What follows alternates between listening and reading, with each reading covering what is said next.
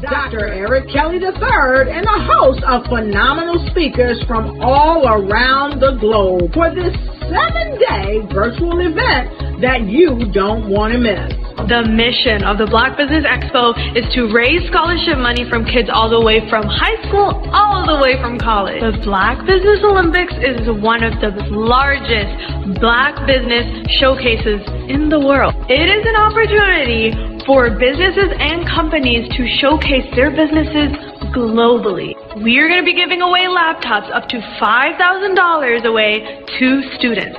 Again, I'm Olivia Appleberry, the founder of 2 Cents Finance and one of the speakers for the expo. I am so excited to see you there. For more info, go to www.blackbusinessexpousa.com or call 919-308-9090 and hope to see you there. I am Black Business. From the moment I wake until the time I sleep. Yes, I am Black Business. I am Black Business. Tell me, are you Black Business? I am Black Business. Do you support Black businesses? Listen, I support Black business because I am Black Business. Black Business Expo, one of the largest business showcases in the history of Black business in the world. The world! Sign up today at www.blackbusinessexpousa.com or call 919-308-9090. I am Black Business. I am Black Business. From the moment I wake until the time I sleep, I am Black Business. I am Black Business. Are you Black Business? I am Black Business. Do you support Black businesses? I support Black business because I am Black Business. Black Business Expo, one of the largest business showcases in the history of Black America in North Carolina. Join Dr. Eric Kelly III and a host of phenomenal speakers from all around the globe for this 7-day virtual event that you don't want to miss.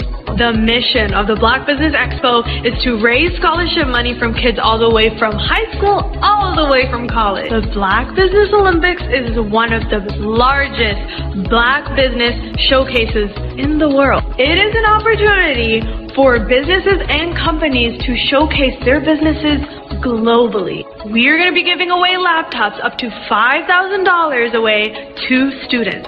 Again, I'm Olivia Appleberry, the founder of 2 Cents Finance and one of the speakers for the expo. I am so excited to see you there. For more info, go to www.blackbusinessexpousa.com or call 919-308-9090 and hope to see you there.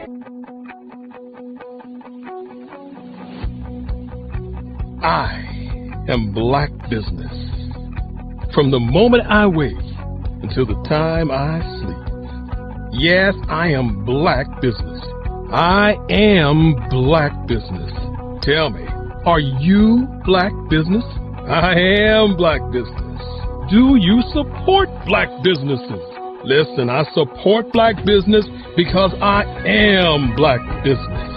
Black Business Expo, one of the largest business showcases in the history of Black business in the world.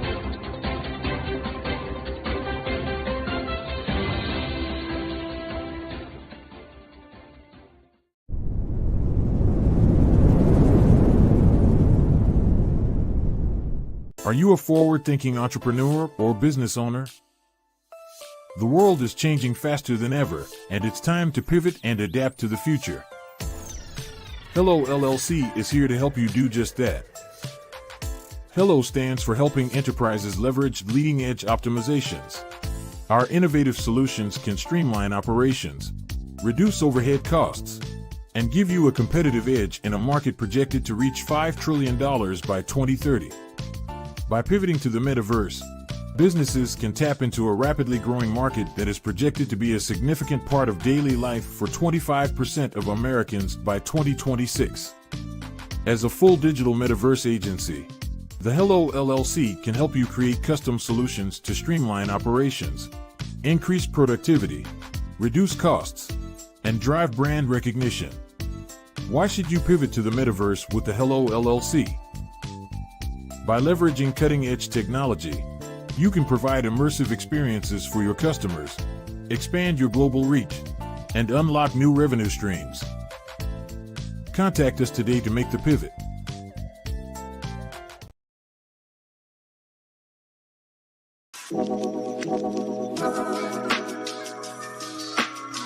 The African company and the African CEO is making a conscious decision to bring on someone external to the continent versus bringing on someone who is from Ghana or Kenya or South Africa.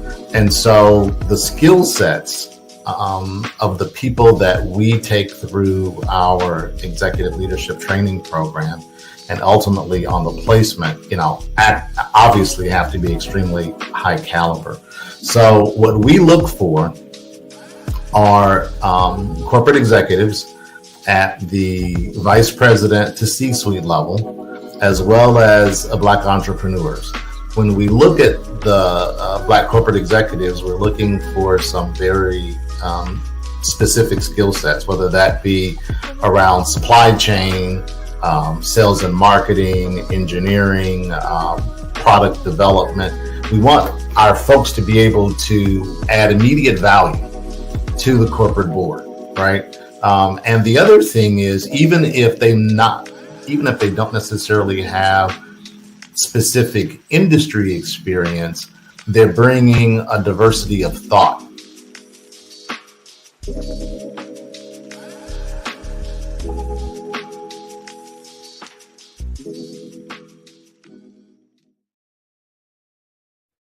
Hey everyone, it's Grant McGaw, CEO of 5-Star BDM and host of the award-winning Follow the Brand podcast and TV series, where I help you to build a 5-star brand that people will follow. My genius is personal brand development through intelligent communication and helping you achieve your business and career goals. I am a requested speaker on digital technology and brand development issues. I want to work with you to increase the value of your current opportunities while attracting new ones. Every one of you is unique, and we all share challenges that can be addressed through smart branding. As a super connector, I work with you as an executive coach to guide you along the complicated business and career development road, providing the enhancement tools and information you need to succeed. Together, I will help you succeed in today's challenging business climate.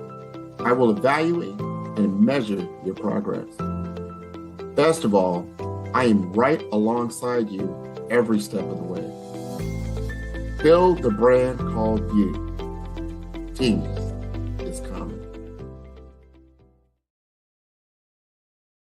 Sometimes you got to hear the news from the Black perspective, and more specifically, Black publishers. And that's exactly why you have to download the Hey Ty app, the largest mobile app delivering breaking news, videos, and podcasts from 200 of your favorite Black publishers. Yes, 200 Black publishers delivering news as it happens, literally all in one app. Go to HAYTI.com or download the app in the Google Play Store or Apple App Store. It's completely free, along with information that you can trust, so go check them out.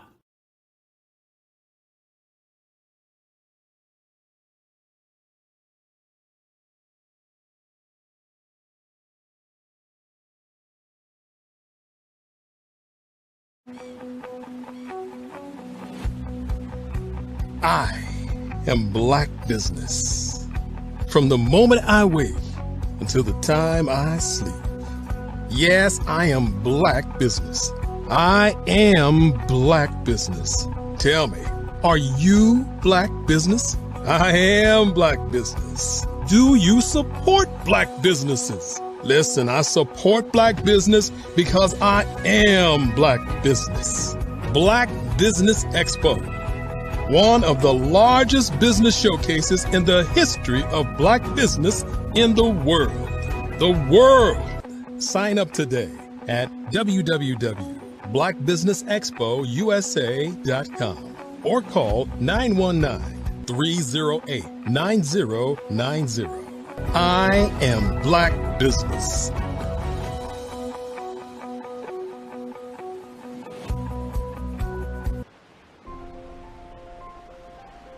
What if you could build your own city? A place where every child can find nurturing people to help them achieve their full potential.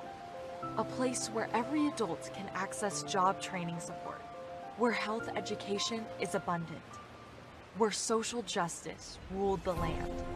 A place without limitations. Welcome. You have arrived at STEM City USA. It is what every city should be.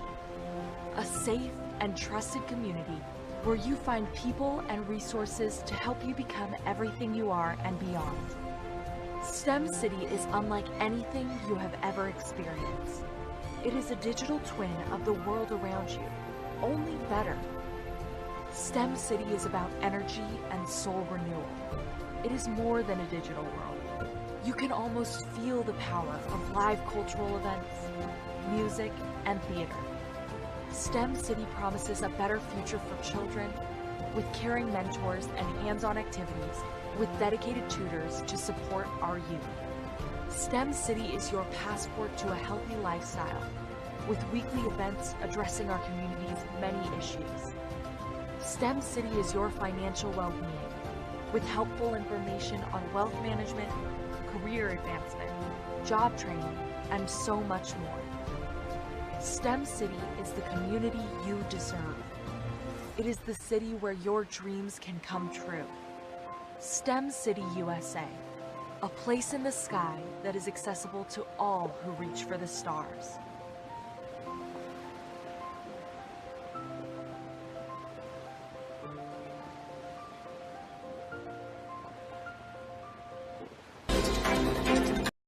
Content creators, welcome to Fave Unite TV. Hey, are you struggling with having your content stand out from the crowd? Or is it that you're overshadowed by others who have more resources, followers, and influence? The good news is wherever we are, you are too. We help you grow your online presence and optimize your visibility, which gets you closer to your audience so you can build trust and loyalty. By using the power of our network, we help you build yours.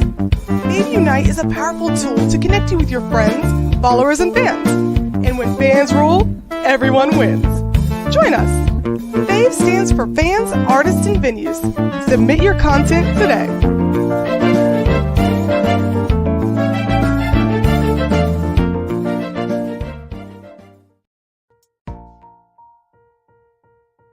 Have you ever seen a parent stressed out and needed a stress reliever with their child?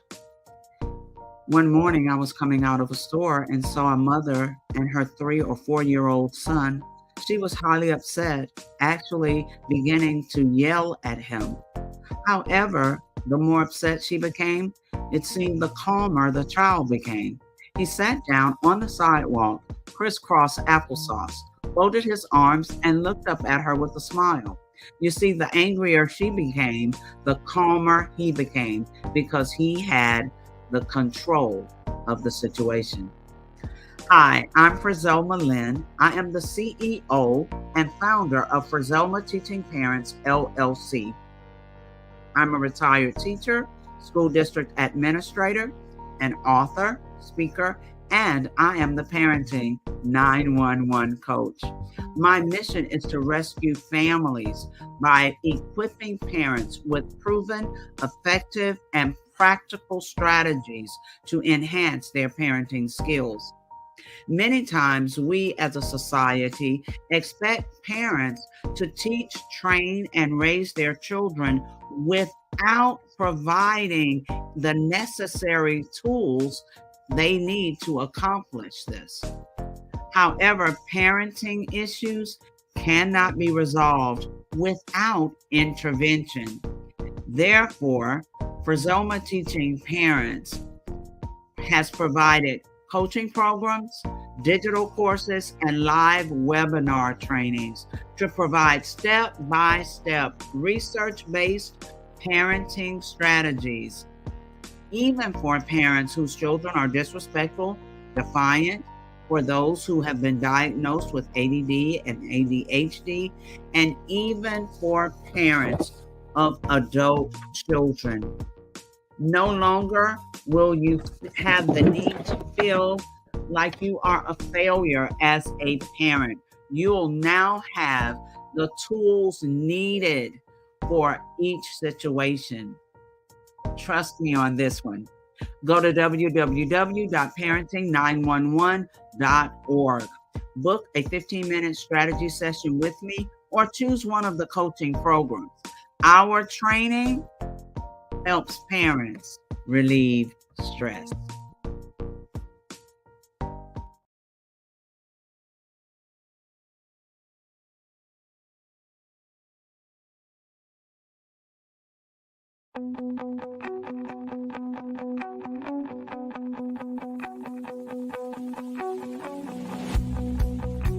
I am Black Business.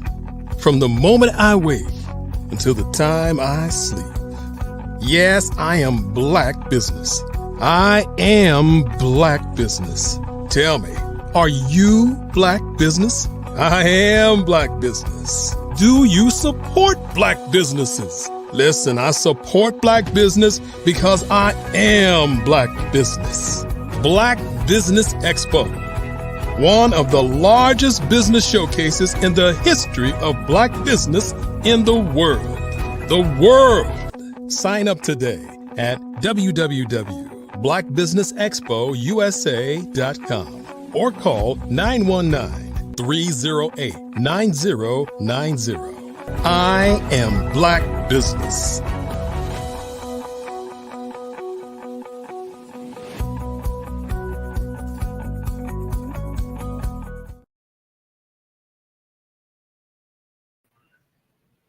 Good afternoon. Good afternoon, business owners, entrepreneurs, thought leaders, and corporations. Welcome to the Black Business Network. My name is Eartha Watts Hicks. I am the CEO of Earthatone Enterprises and Earthatone Books, publisher of Love Changes and A Planner is a Girl's Best Friend, as well as a freelance writer, editor, and PR writer and affiliate for blackpr.com. I am your business moderator this afternoon on the Black Business Network. The Black Business Network is a 24-hour business network showcasing Black businesses, business owners, entrepreneurs, and thought leaders worldwide. We have speakers from North Carolina, London, Singapore, Africa, Japan, and cities all over the United States. The Black Business Network is a global community sharing its business knowledge to empower, inspire, and educate businesses about business. Our next speaker is Bukeka Blakemore. Now, Bukeka Blakemore's passion is to use her voice to promote self-worth and well-being. She has over 30 years of experience in the entertainment industry and has opened for Harry Belafonte, Maya Angelou, Della Reese, and in addition to those icons, she has toured with R&B legend Oleta Adams. Now, Bukeka is also the treasurer and deputy executive director of Creative City KC Inc. The organization is a focal point for Kansas City, Missouri's designation as the only city of music in the United States under the UNESCO Creative Cities Network. Now, I present to you Ms. Bukeka Blakemore. Welcome, Bukeka. Well, Eartha, thank you so much for that amazing introduction. You're just amazing at all that you do, and I appreciate your welcoming me to the platform today. Well, it's a pleasure for us to have you, and we're eager to hear all that you're willing to share. Thank you so much. Genius is common, and I'll see you on the other side. Thank you. Well, what a pleasure to be here on the Black Business Network. My name is Bukeka Blakemore. I am the CEO and co-founder of Fave Unite TV. And as our moderator graciously shared, that I am also the Deputy Executive Director for Creative City KC. We are a not-for-profit organization that is the focal point for the UNESCO Creative Cities Network. And I'm here today to not only tell you more about who I am as a business owner, as and a creative, but to also share with you why it is so important that we have Black media representation. So first, let me just tell you a little bit about myself. I am a singer-songwriter as well as the aforementioned uh, roles that I have as a business owner. I have extensive knowledge in the areas of event production and making sure that creatives are well represented when they are on stage and performing. One of the things that I think is really important for you to know about me is that I am passionate, very passionate about using the power of my voice. And I think that that's critically important for all of those who are um, Black content creators, Black business owners in particular, who really need to use the power of their voice to make sure that people know the worth and value that they bring to various enterprises. And so that is a little bit about me. Now, let me tell you a little bit about Fave Unite TV. A while back, my husband and I had the concept of creating a social media network. That social media network, we decided to call it Fave Unite. Fave stands for fans, artists, and venues. And the purpose of that social media network was to bring underrepresented and unrepresented content creators in the music industry primarily to have them become a family, a community of fans, artists, and venues. And as technology evolved over time, we decided that when streaming television became something to invest in, we chose to pivot and move into that direction. And we're so glad we did. It was the best move we could have ever made. And so, as you know, when you pivot and you craft your business model, it can formulate it may take time to formulate and put into a crystallized package that makes sense as a business model.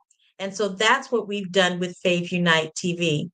We have formulated a business model of a streaming platform for Black content creators, such a needed field for many Black people in media, which is why we also have the Black Business Network, right? So what happened for me when the light bulb came on for me when we began this process of a time when I was watching television in the early 90s. My son was watching television and he was looking at the news, and I thought there's got to be something better for him to watch. So I started changing the channels and I landed on reruns of The Cosby Show and A Different World. And what I saw there absolutely amazed me. It actually took my breath away. It made me see myself in media because you see, prior to that, I didn't see a Black middle class family of professionals represented on television. I saw a lot of comedy, which is fine. And I saw Black people who were moving on up, which is fine. But I hadn't seen that type of representation that looked like my family. Two Black professionals in an upper middle class neighborhood, and that had been successful in their own right. And what captured me is the feeling that came over me. So when we began this channel, Fave Unite TV, I went back to that moment. I went back to that moment of my own personal experience of not seeing myself represented in media, in television. And then I began, as we began to formulate this company and determine exactly who was our target audience and what were we going to show and why it was important. I went back to that moment and I thought, this is not only a business model, this is an opportunity for transformation within our culture because there are many more like me. And even though that was in the early 90s that experience occurred, we're still having that same challenge. 2 out of every 3 Black people feel that they are misrepresented or underrepresented in the media, in television in particular, certainly in film. And what we know is that that is unacceptable. But what we also know is that we've got to take our power back and create those experiences so that we can be represented, so that the authentic narratives of our lives can be seen, enjoyed, and that we can prosper from that as well, as so many other cultures have done. What I know about Fave Unite TV and being the CEO of that channel is that it is a responsibility as well as a role to make sure that this business is a business model that is successful. And we are so thankful that that is the case. So let me tell you a little bit about where we are located. I moved to Kansas City, Missouri from the Detroit area back in the mid 80s. And at the time, Kansas City was lacking fearlessly in terms of entertainment. But what I began to notice is that there's a rich, rich history of Black entertainment in Kansas City. It is where the genre of jazz truly matured. In fact, there's a section in the Kansas City area called 18th and Vine. And you're probably familiar with the song, Kansas City, here I come, 12th Street and Vine. That neighborhood, that area of Kansas City is significant to Black history, and particular to Black music history.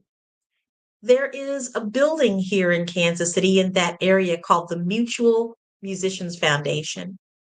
It was the birthplace of the first Black music union in the United States. And the names on the document that was signed are all those great jazz players that we're familiar with, including Mary Lou Williams and so many more that are significant to jazz in Kansas City. So we have a rich history here that I feel am so fortunate to be a part of its resurgence as we move forward and take this beautiful history into the future. And that's where my role comes in as the Deputy Executive Director for Creative City KC. So our role is to make sure that we preserve this history, that we preserve its authentic narrative. And I'm so glad that I'm able to do that along with Fave Unite TV and working in conjunction with Creative City to make sure that this narrative also has a place in video on demand and streaming. In fact, here in just a couple of weeks, we're going to be hosting a conference called the Return to UNESCO. And it is a celebration of the United States rejoining the UNESCO network. And we are the first city in the United States to acknowledge this rejoining into the UNESCO network. You might be wondering what UNESCO is. UNESCO stands for United Nations Educational, Scientific, Cultural Organizations. And so our city, Kansas City, is the focal point for the creative city of music in the United States. And we are the only UNESCO creative city of music in the United States at this time. So, as you can tell, the worlds that I live in are supportive of the story of Black stories and storytelling. And that is why I am here today, because this is a story that is absolutely worth telling. I love the fact that here in Kansas City, we have been known or actually emerging as kind of a sports dynasty, right? But that also includes that in a couple of years, Kansas City will be hosting the World Cup in Kansas City. So I am thrilled to be in the midst of all of the ways that Faith Unite TV and Creative City KC will touch the world in many, many ways.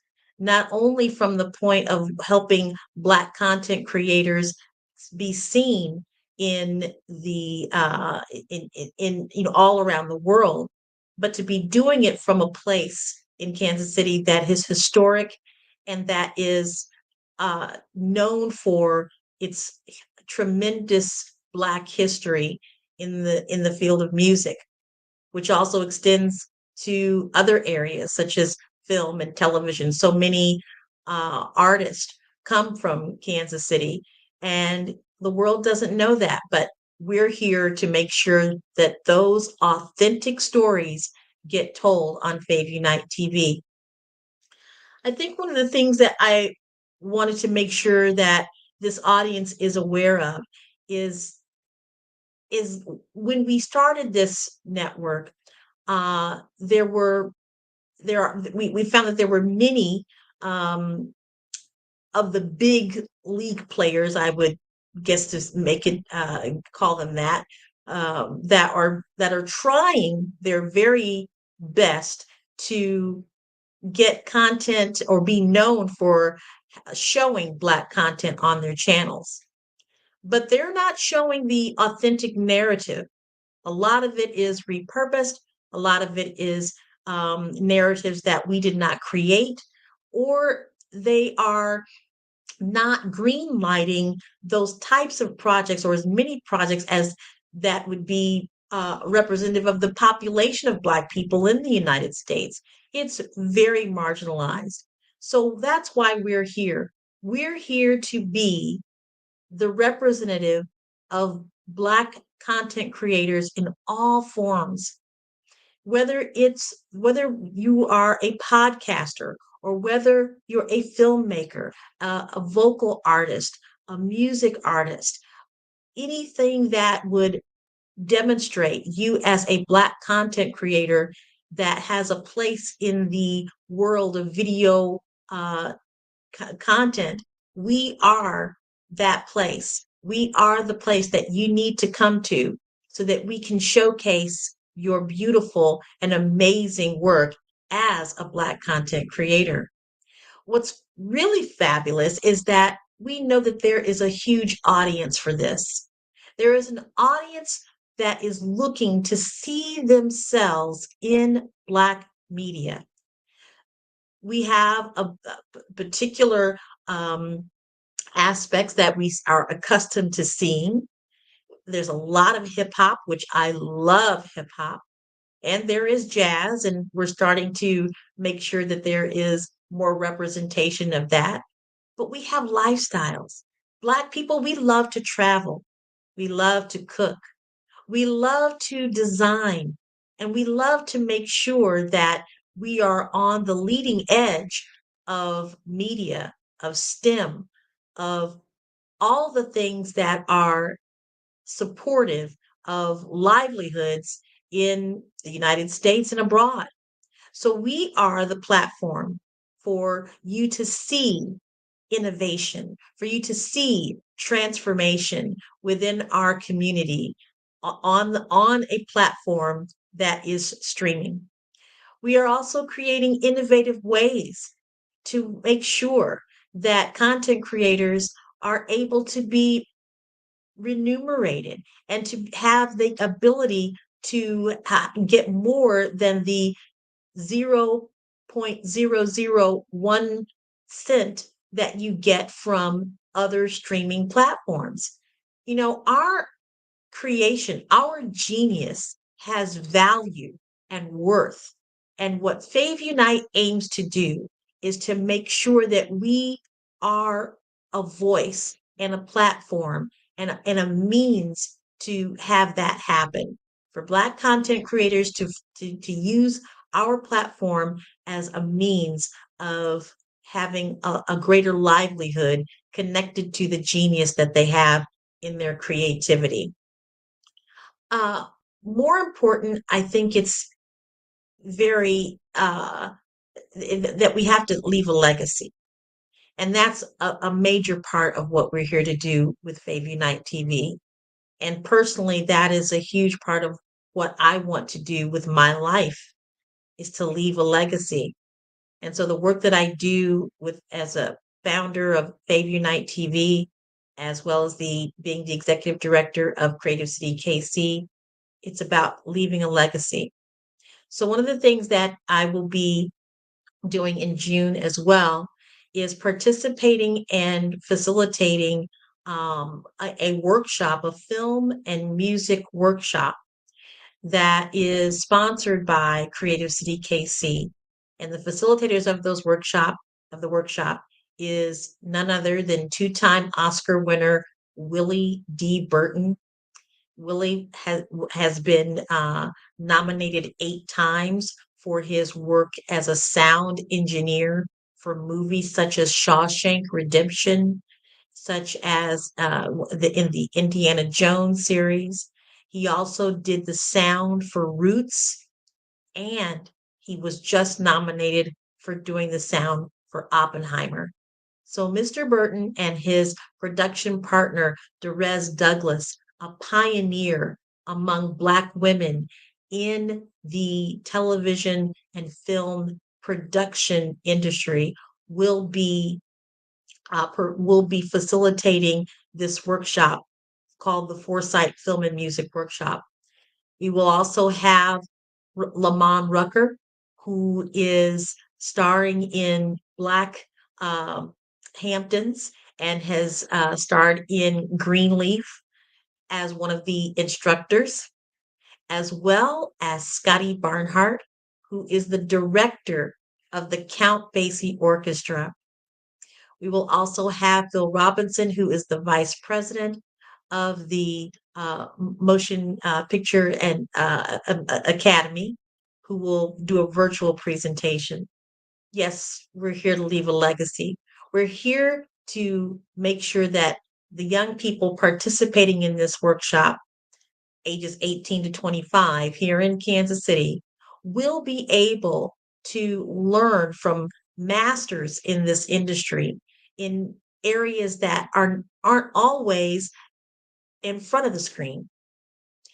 There are so many opportunities behind the screen.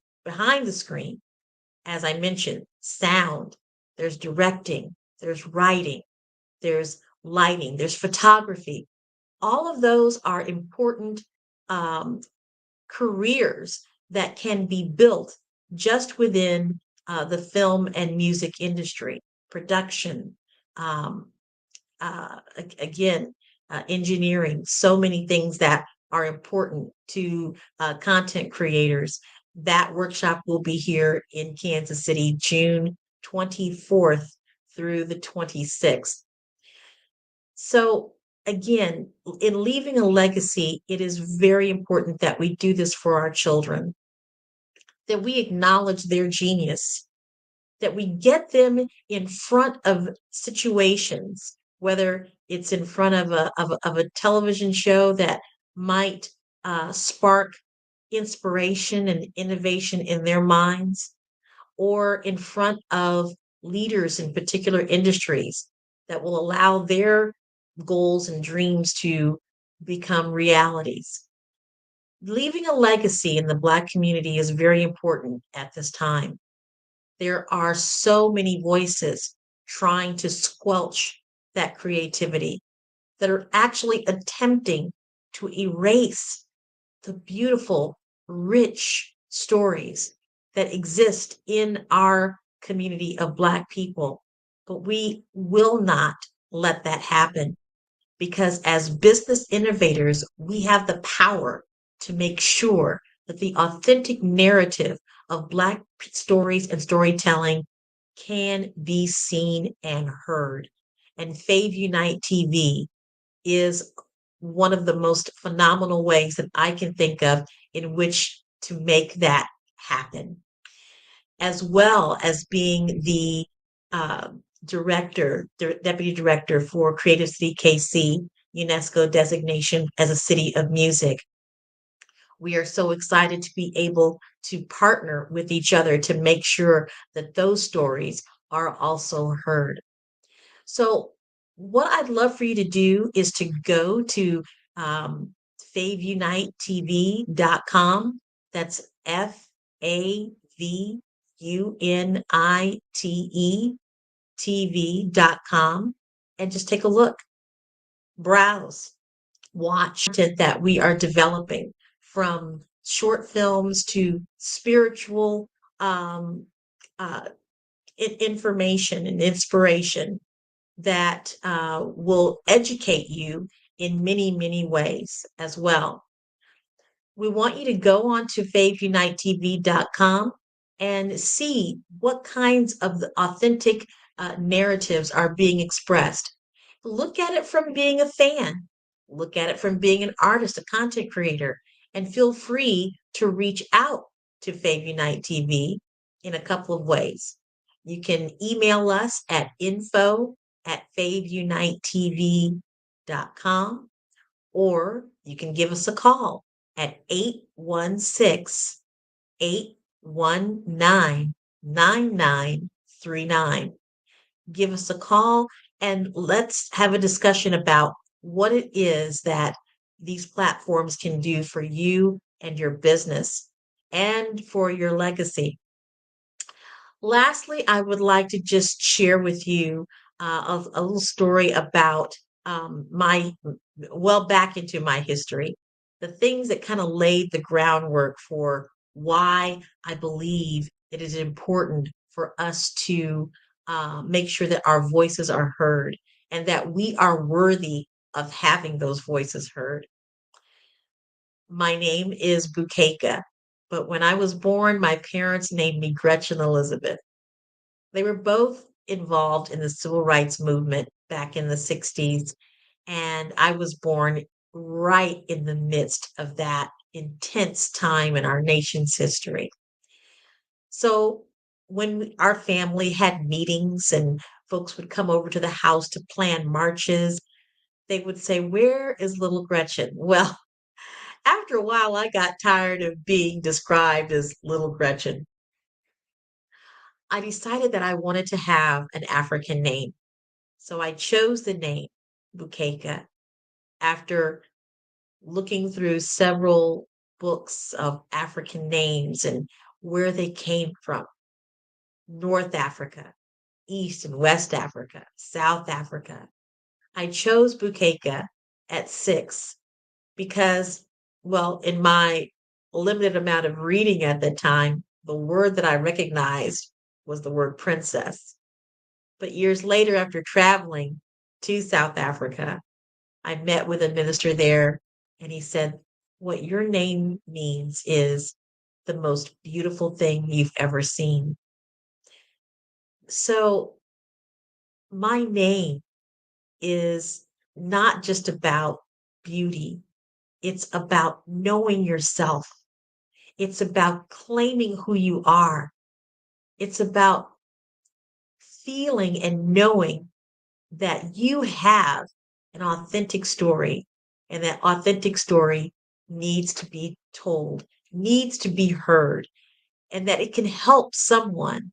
It can enliven someone, inspire someone to be who they are in a more authentic way. So years later, here I am now offering a platform that helps people to realize more of who they are. It helps people to see themselves in a landscape that they may not have seen themselves before. We are here because without us, those authentic stories and those are authentic storytellers could be erased. And we can't let that happen. We have to be the voice. We have to be the face, and we have to be the ingenuity and the technology to make sure that we are here for the long haul. Thank you so much for having me, Black Business Network. Thank you, Bukeka. I love what you're doing to help Black businesses and Black artists get their work out there and to show audiences their voice. For those of us who are a little hesitant or even intimidated by the process, what is your best advice? The best advice is to write it down. Start to tell your story. I was speaking with a gentleman today from the Baltimore, Maryland area. And, he was talking about the fact that he has had to pivot so many times and how Black content creators really have to do that. They have so many different types of careers just to stay relevant throughout their life. So write your stories down. We are a people that thrives on the storytelling and passing it down from one generation to another. Continue to do that and make sure that you're also being able to thrive and survive by monetizing your storytelling and making sure that it is protected as well. Gotcha. Now, I know you're a vocalist, right? Yes. So, what inspired you to go from being a vocalist to the media and advocacy side of what you do in the arts? Well, it's a combination of inspiration and a combination of feeling a calling on my heart. For years, I thought, I really want to be able to broadcast and have people who want to have their genius seen in terms of the content creators and aspiring artists. So it was a combination of having a calling on my heart to do so, and as well as a necessity, as I was just mentioning, the gentleman that I spoke to earlier. In our situation, we've got to pivot sometimes. We've got to stay on top of things. We've got to be innovators all the time. And so that inspired me as well. And when you first decided to pivot, what social media or technology did you take advantage of in your early steps? Well, the early steps, thinking that it was going to be a social media platform, we stuck with those social media platforms that existed: Facebook, Instagram, Twitter, formerly X, formerly known as Twitter. And so we just began to build a following on the existing social media platforms. And I think the other piece is that we had to be attuned to how technology was changing. And so as we discovered that streaming platforms was becoming more accessible to invest in, that's when we decided to do that. Having a good, one thing with content creators or artists is that we've got to make sure that we understand that we're in a business. That we're in a business, and a business is designed for us to have a profit. And so that what I knew from that perspective, I needed to translate that into new technology and innovation. And so that's pretty much how Fave Unite TV was born. And what types of artists do you work more with? Is it more the vocalists, more of the media personalities, more photographers, or visual arts? All of it. I would say that right now, for the most part, we have short film, so filmmakers. We also have podcasters. So that content is what you're going to see most of on Fave Unite TV right now. But we're looking for all different types of content creators. We know that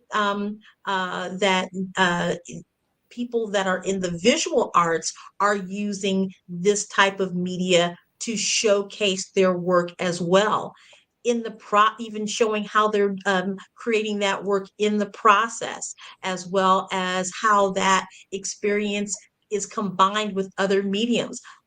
For the visual art combined with music, you'll also see that on Fave Unite TV. Okay, now visual art combined with music. I'm interested in hearing a little bit more about that, because I know, let's say in the 80s, music videos opened up a whole new world for music artists in the 80s. It allowed audiences to visualize along with the artists. Now that we have like these streaming services everywhere, Spotify and CD Baby and all these other streaming services that allow independent artists to get their songs out there to their own audiences, how can they take advantage of the technology now to put that into video and to get some more people through the video option now? Sure. Well, one example, there's an artist that I've worked with in the Kansas City area who is a muralist. And so we did a whole concert based on her mural. We were able to, one of the things that you'll probably see people, you may see people doing this at fundraisers and things of that nature, but those visual artists that are actually painting and inspired by what they are hearing or seeing as their visual art as it's being created.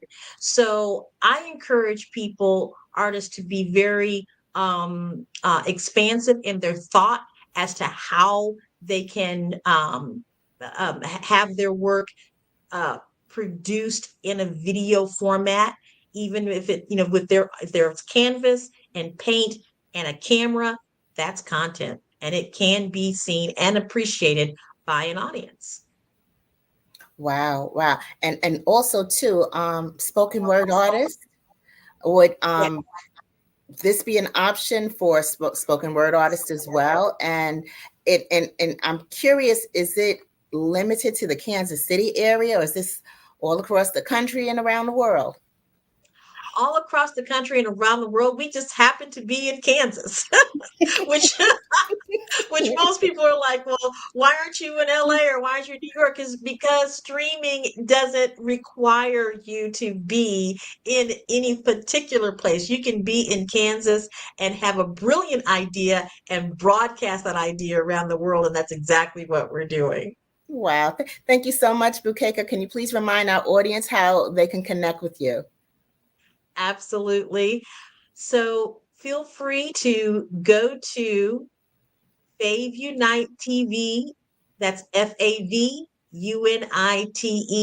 TV.com, where you're going to see amazing content from amazing content creators.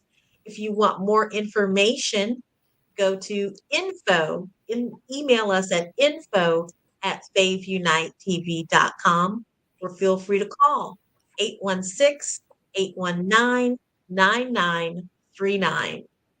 Well, thank you so much for sharing your expertise, Bukeka. Genius is coming, and I will see you on the other side. Thank you so much for having me. Wow. Ooh, that was amazing.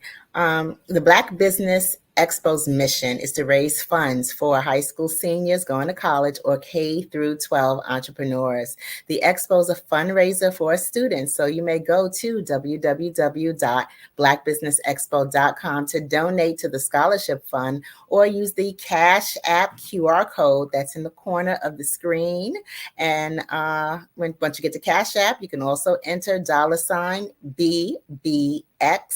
USA, and that'll allow you to make a donation to the Black Business Expo USA. Now, our goal is to give laptops and up to $5,000 to 10 students. And students can register online at www.blackbusinessexpousa.com. Every dollar counts. So we want to remind you to donate to the scholarship fund. And we would also like to thank our Black Business Expo USA sponsors for May of 2024.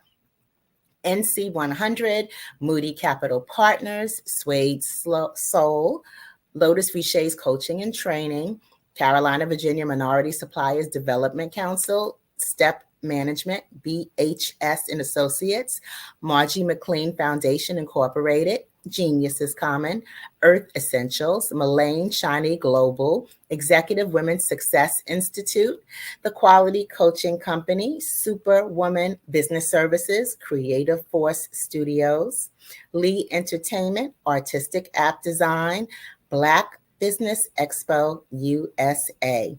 Geniuses Comment, and I will see you on the other side. Over the past few years, we've seen the growth of existing and new initiatives focused on financial inclusion, building global networks, and reducing the wealth gap in response to the idea there's not enough seats at the table. Whether their outcomes are to increase the representation of Black executives on corporate boards, ensure an inclusive global economy, or to create new U.S. African commercial pathways, the strategies are often carried out by separate programs. The question is, should they be? With the continent of Africa being home to more than half of the world's fastest growing economies, the youngest workforce, over 400 companies generating more than $1 billion annually, 700 generating more than $500 million annually that are poised for growth, and being the destination of nearly $5 billion in venture capital in 2021. Diversifying U.S. and Africa commercial engagement by building bridges between African businesses and their U.S. diaspora should begin being seen as mutually beneficial. From helping to reduce Africa's enormous capital gap to catalyzing two-way trade opportunities, the COVID-19 global pandemic hopefully has taught us that global challenges and opportunities are more interconnected than we thought. During the pandemic, African companies like Unicorn Flutterwave, insurance provider Reliance Health, ride-hailing app Yasir, and 54Gene, the continent's first bank of DNA on people of African descent, proved that when African companies have access to networks, capital, and information, they grow big, grow fast, and create solutions that are valuable to the world. This is why Be Direct was created. We are the first U.S.-based but African-centric board preparedness and board search company designed to connect U.S. Black talent and corporations to African businesses. Unique and fundamental to Be Direct's success is our process of helping board candidates adapt their experience and networks to an African context before they're connected to high-growth companies that are looking to locally and globally scale. From our focus groups with African business execs and government leaders, we don't ignore the sentiment that business is easy, but people are hard. Having a pool of board candidates with hard-to-access networks and extensive experience across the business lifecycle, including successfully raising capital, is table stakes for an initiative like this. So yes, we have that. But corporate or entrepreneurial success in the U.S. does not guarantee success in Africa. Developed alongside industry partners on the continent, our training program, Be Direct Prep, is designed to transpose their experience to create cultural comfort, understanding, and a commitment to helping businesses in Africa scale. Our board governance sessions are African continental and country specific, integrated with cultural awareness and dexterity training, masterclasses led by African industry execs, and mentoring and coaching from African continental-based facilitators. But even more unique to Be Direct Prep, we cap off our training program with an immersion trip to help candidates that have not been to Africa before see and feel Africa's complexity and opportunity from African soil. We all know traditional network-based board placement has historically left a lot of us out of ever really being in the paid board pipeline. Our strategy supports the work of many great organizations that are successfully filling seats at U.S. board tables by creating more tables for those that are still left on the sideline. It's time to start seeing the role and value of U.S. Black talent and businesses on the continent of Africa differently. Old perceptions and habits limit economic inclusion. Let's transition Black talent and the African businesses they will support from the periphery of the global economy to its core. Living in a global lockdown, we all know now how fast local and global economies can change and see the value of having businesses that hire, strengthen local value chains, and even grow globally. Status quo in any form holds back progress. We must democratize U.S.-Africa commercial engagement by socially and economically connecting cultures that have long been disconnected. It's time for Africa's U.S. diaspora to redefine their global value by helping African businesses scale continentally and globally.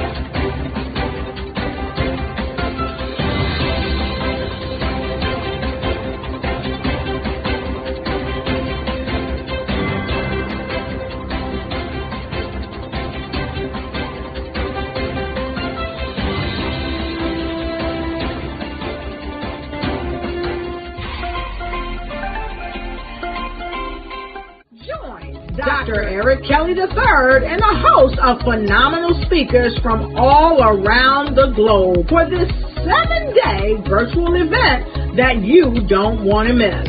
The mission of the Black Business Expo is to raise scholarship money from kids all the way from high school, all the way from college. The Black Business Olympics is one of the largest Black business showcases in the world. It is an opportunity for businesses and companies to showcase their businesses globally. We are going to be giving away laptops up to $5,000 away to students. Again, I'm Olivia Appleberry, the founder of 2 Cents Finance and one of the speakers for the expo. I am so excited to see you there. For more info, go to www.blackbusinessexpousa.com or call 919-308-9090 and hope to see you there. I am Black Business. From the moment I wake until the time I sleep. Yes, I am Black Business. I am Black Business. Tell me, are you Black Business? I am Black Business. Do you support Black businesses? Listen, I support Black business because I am Black Business. Black Business Expo, one of the largest business showcases in the history of Black business in the world. The world! Sign up today at www.blackbusinessexpousa.com or call 919-308-9090. I am Black Business. I am Black Business. From the moment I wake until the time I sleep, I am Black Business. I am Black Business. Are you Black Business? I am Black Business. Do you support Black businesses? I support Black business because I am Black Business.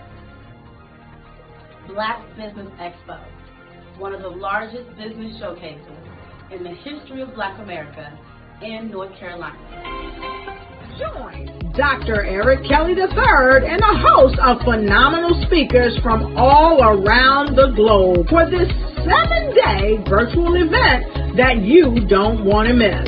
The mission of the Black Business Expo is to raise scholarship money from kids all the way from high school, all the way from college. The Black Business Olympics is one of the largest Black business showcases in the world. It is an opportunity for businesses and companies to showcase their businesses globally. We are going to be giving away laptops up to $5,000 away to students. Again, I'm Olivia Appleberry, the founder of 2 Cents Finance and one of the speakers for the expo. I am so excited to see you there. For more info, go to www.blackbusinessexpousa.com or call 919-308-9090 and hope to see you there. I am Black Business. From the moment I wake until the time I sleep. Yes, I am Black Business. I am Black Business. Tell me, are you Black Business? I am Black Business. Do you support Black businesses? Listen, I support Black business because I am Black Business. Black Business Expo, one of the largest business showcases in the history of Black business in the world.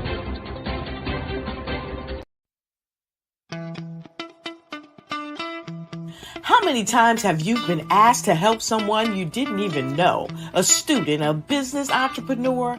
Or did you ever even ask, where did they end up? That business, that friend, that entrepreneur. Well, just maybe they ended up in a gang, bankrupt, homeless, or worse, dead. Maybe they turned to crime, drugs, and alcohol. Did you ever wonder? Did you destroy their dream, or was your life always so easy? At the Black Business Olympics, we started a movement to help students complete. Give them hope and foster success.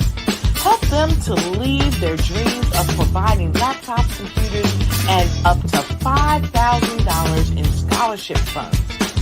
Today, we ask you to help a student, a business owner, or an entrepreneur to realize their dreams by sponsoring them, supporting them, and buying from them.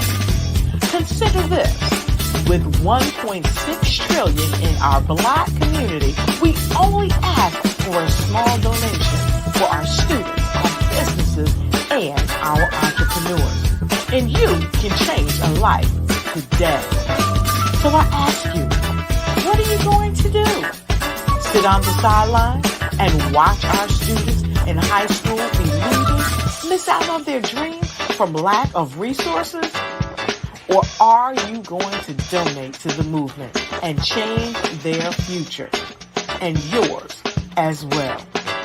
Give us a call today at 919-308-9090. Change their life by investing with action to the Black Business Olympic Fund. The Black Business Olympics, one of the largest business showcases of Black business in the history of the world. Hello, I am Dr. Eric Kelly III, the visionary strategist and founder of the Black Business Olympics. I invite you to showcase your Black-owned businesses on the Black Business Network global stage. The Black Business Olympics is a global Black Business Network platform that propels Black-owned businesses into the international spotlight. By showcasing your business on the Black Business Olympics platform, you can reach a worldwide audience of potential customers, partners, and investors. You can also establish yourself as a thought leader, an expert in your field, attract lucrative partnerships, and more speaking engagements. In addition, the Black Business Olympics platform provides a valuable opportunity to connect and collaborate with like-minded entrepreneurs and business professionals from around the world. This can lead to new business opportunities, ideas, and relationships.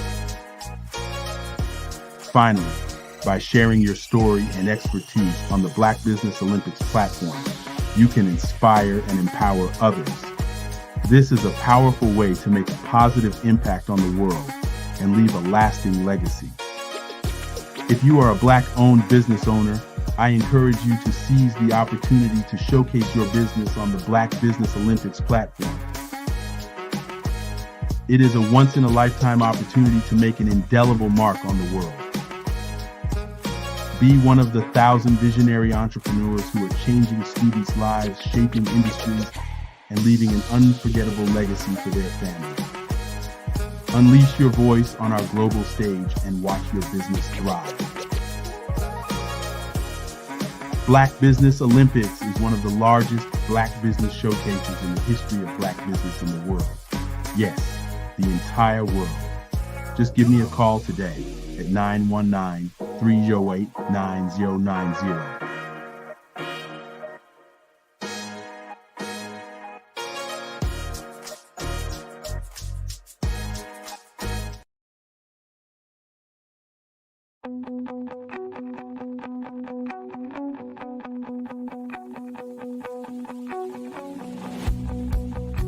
I am Black business. From the moment I wake until the time I sleep. Yes, I am Black business. I am Black business. Tell me, are you Black business? I am Black business. Do you support Black businesses? Listen, I support Black business because I am Black business. Black Business Expo, one of the largest business showcases in the history of Black business in the world. The world! Sign up today at www.blackbusinessexpousa.com or call 919-308-9090. I am Black business.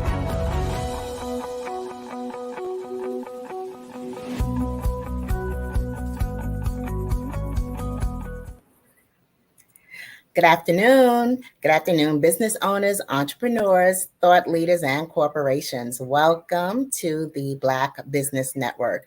My name is Eartha Watts Hicks. I am the CEO of Eartha Tone Books, the publisher of Love Changes and A Planner is a Girl's Best Friend, as well as a freelance writer, editor, and PR writer and affiliate for blackpr.com. I am your business moderator this afternoon on the Black Business Network. The Black Business Network is a 24-hour business network showcasing Black businesses, business owners, entrepreneurs, and thought leaders worldwide. We have speakers from North Carolina, London, Africa, Japan, cities all over the United States.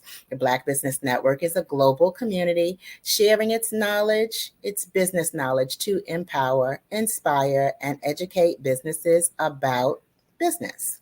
Our next speaker is Dr. Tabitha Russell. Now, Dr. Tabitha Russell is an international keynote speaker, best-selling author, and financial expert with over 20 years of experience in financial literacy. Dr. Tabitha is the money makeover mogul, a leading authority on financial empowerment, guiding clients from college students to those in the corporate world to embrace financial freedom and manifest six-figure success and beyond. I present to you Dr. Tabitha Russell. Welcome, Dr. Tabitha. Hello. Thank you so much for allowing me to be here on today. Oh, you're very welcome. You're very welcome. And I'm very eager to hear what you have to say, honey. Genius is coming, and I'll see you on the other side. Thank you so much. Hello, everyone. My name is Dr. Tabitha Russell, and I am honored to be here today on the Black Business Network to talk about a subject matter that impacts each and every one of us, and that is financial literacy. Whether you are from a bustling city or a quiet village, financial literacy is a vital skill that empowers us to take control, and I do mean control, of our financial futures and achieve our goals. So the thing comes down to understanding financial literacy and what it is. And financial literacy is basically the ability to understand and use various financial skills effectively. including our personal financial management, budgeting, saving, and let's take it a step further into investing.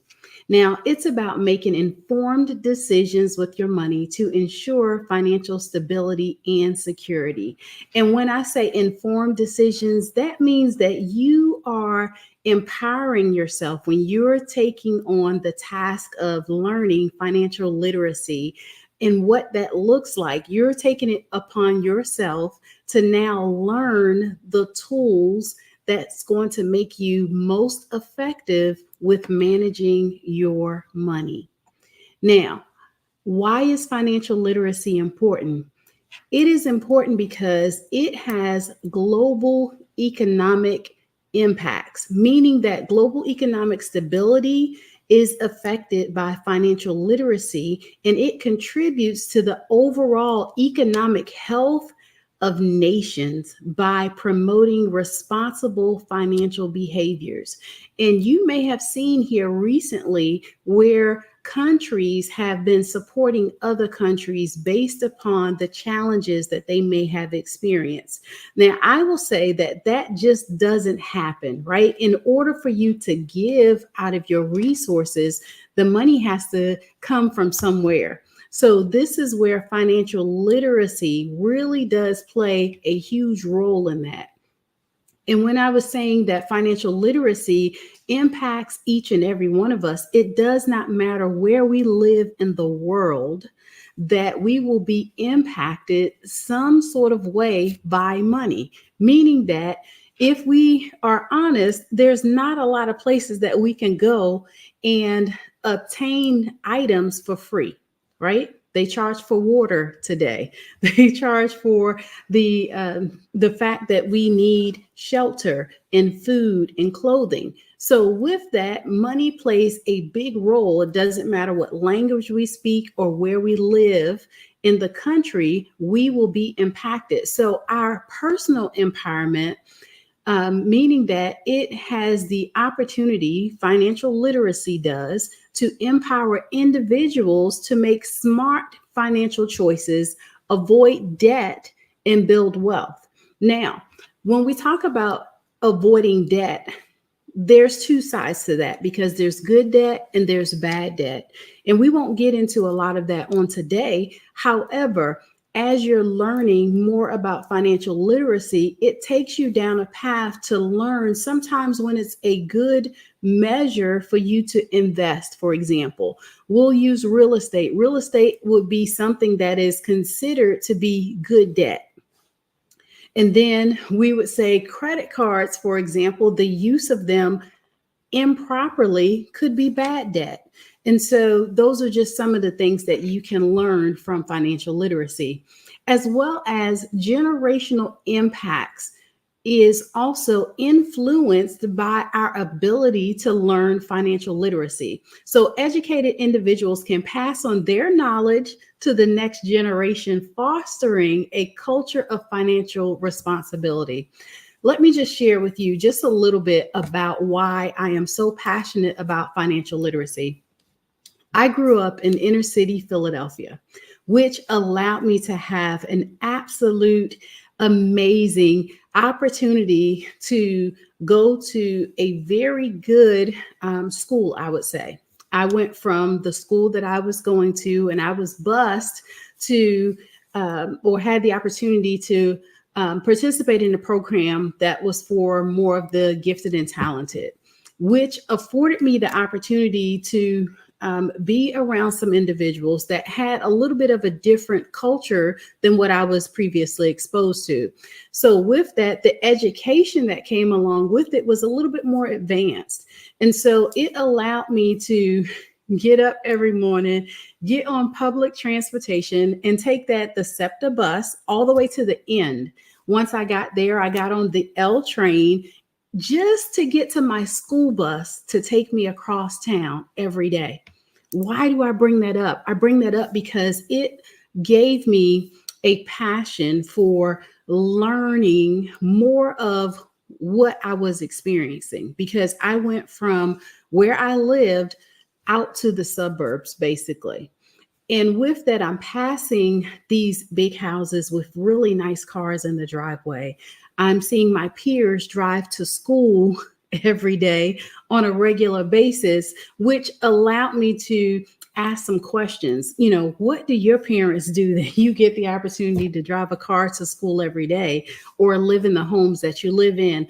And I was told that they were, you know, some of them were the town's dentist or the attorney for the town or some sort of business owner.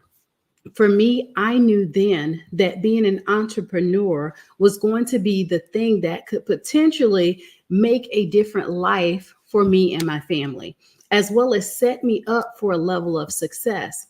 Along my entrepreneurial journey, I have become a serial entrepreneur, and I now teach those very same strategies to individuals around the world through financial literacy, though, because we have to set a good foundation first before we can actually build and go out and be successful.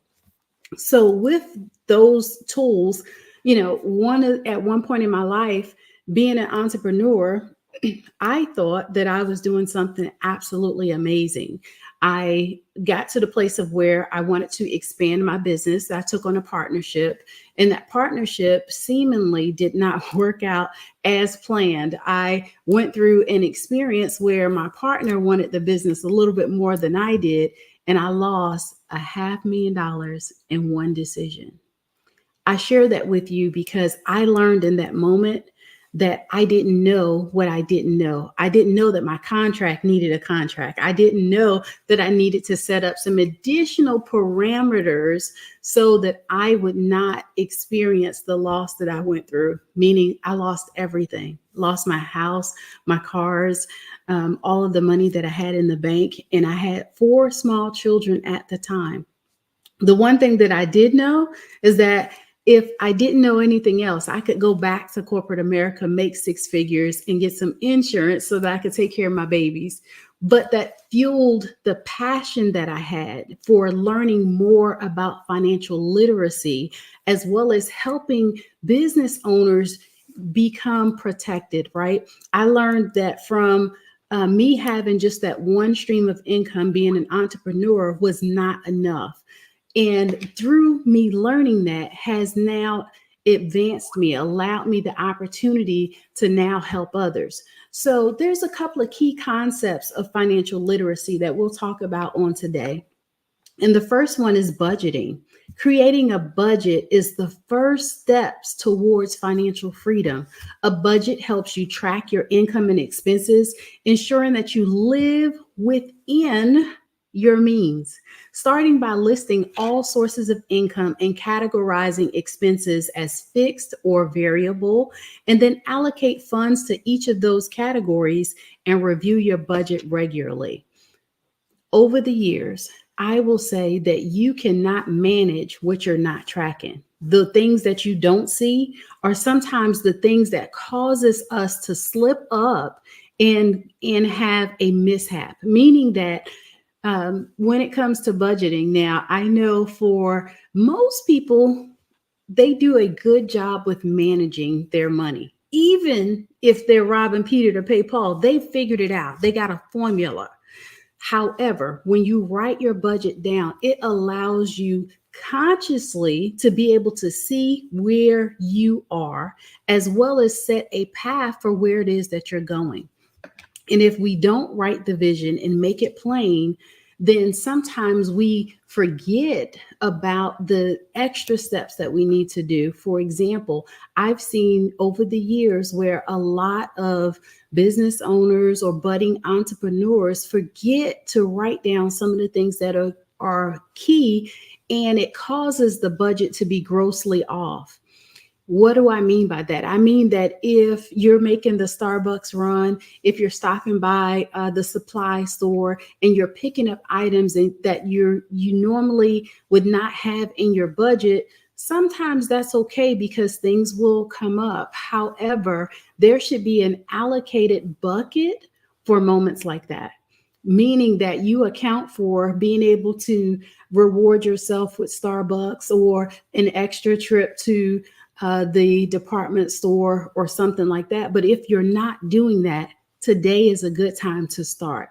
With a budget, some people don't do it because they feel like they don't have enough money to start a budget. However, that's the main time that you want to put a budget in place, because it allows you to be able to see what's important, what's a necessity, as well as what's a lavish expense, right? Sometimes getting our hair done, getting our nails done, doing all of the niceties for ourselves is a great thing to do.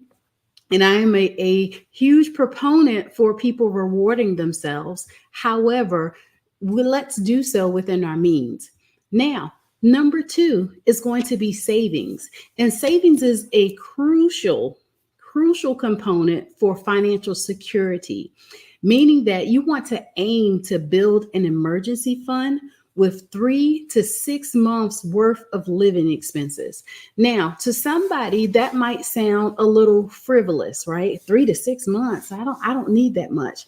Well, if history has said nothing to us, just a few short years ago, our whole country shut down. Now, I don't know about you. However, for me, you could not have told me in my lifetime that I would have experienced something like that. And so with that, those people that had a surplus, meaning their emergency fund and or savings set aside, were able to recover out of such an event. For those that could have potentially lost their jobs, because a lot of companies did not open back up. And some people had to figure out now what they were going to do for income. So with that, this is where you set yourself up for things like that, because statistics say that there's 60% or more of families that are living paycheck to paycheck, and just one financial emergency of $400 or more could wipe them out.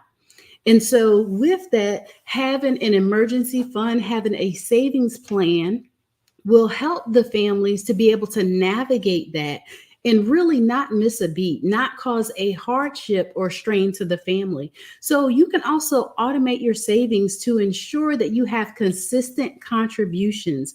And remember, even the small amounts can grow significantly over time with regular contributions.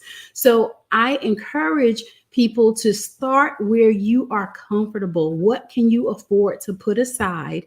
And watch it grow, meaning set it and forget it. When you automate it, it becomes like a bill, right? You should honor yourself by paying yourself to be a good steward.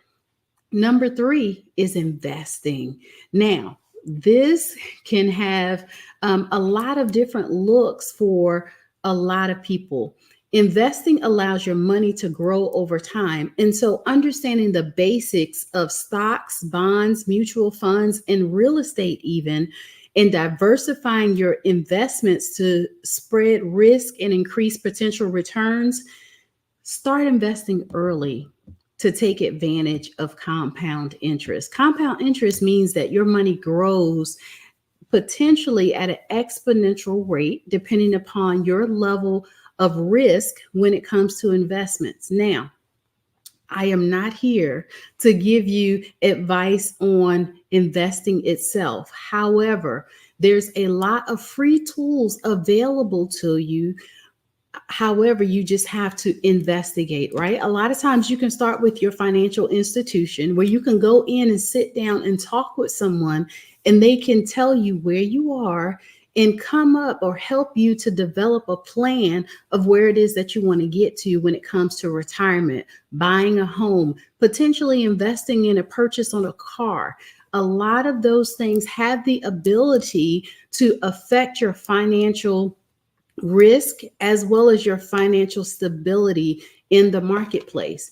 And then the 4th thing is debt management. So managing your debt effectively is key to financial health. You want to prioritize paying off your high interest debts first. They call it like the snowball effect.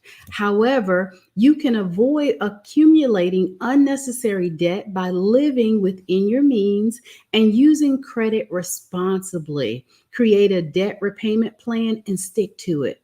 That is the thing of the day.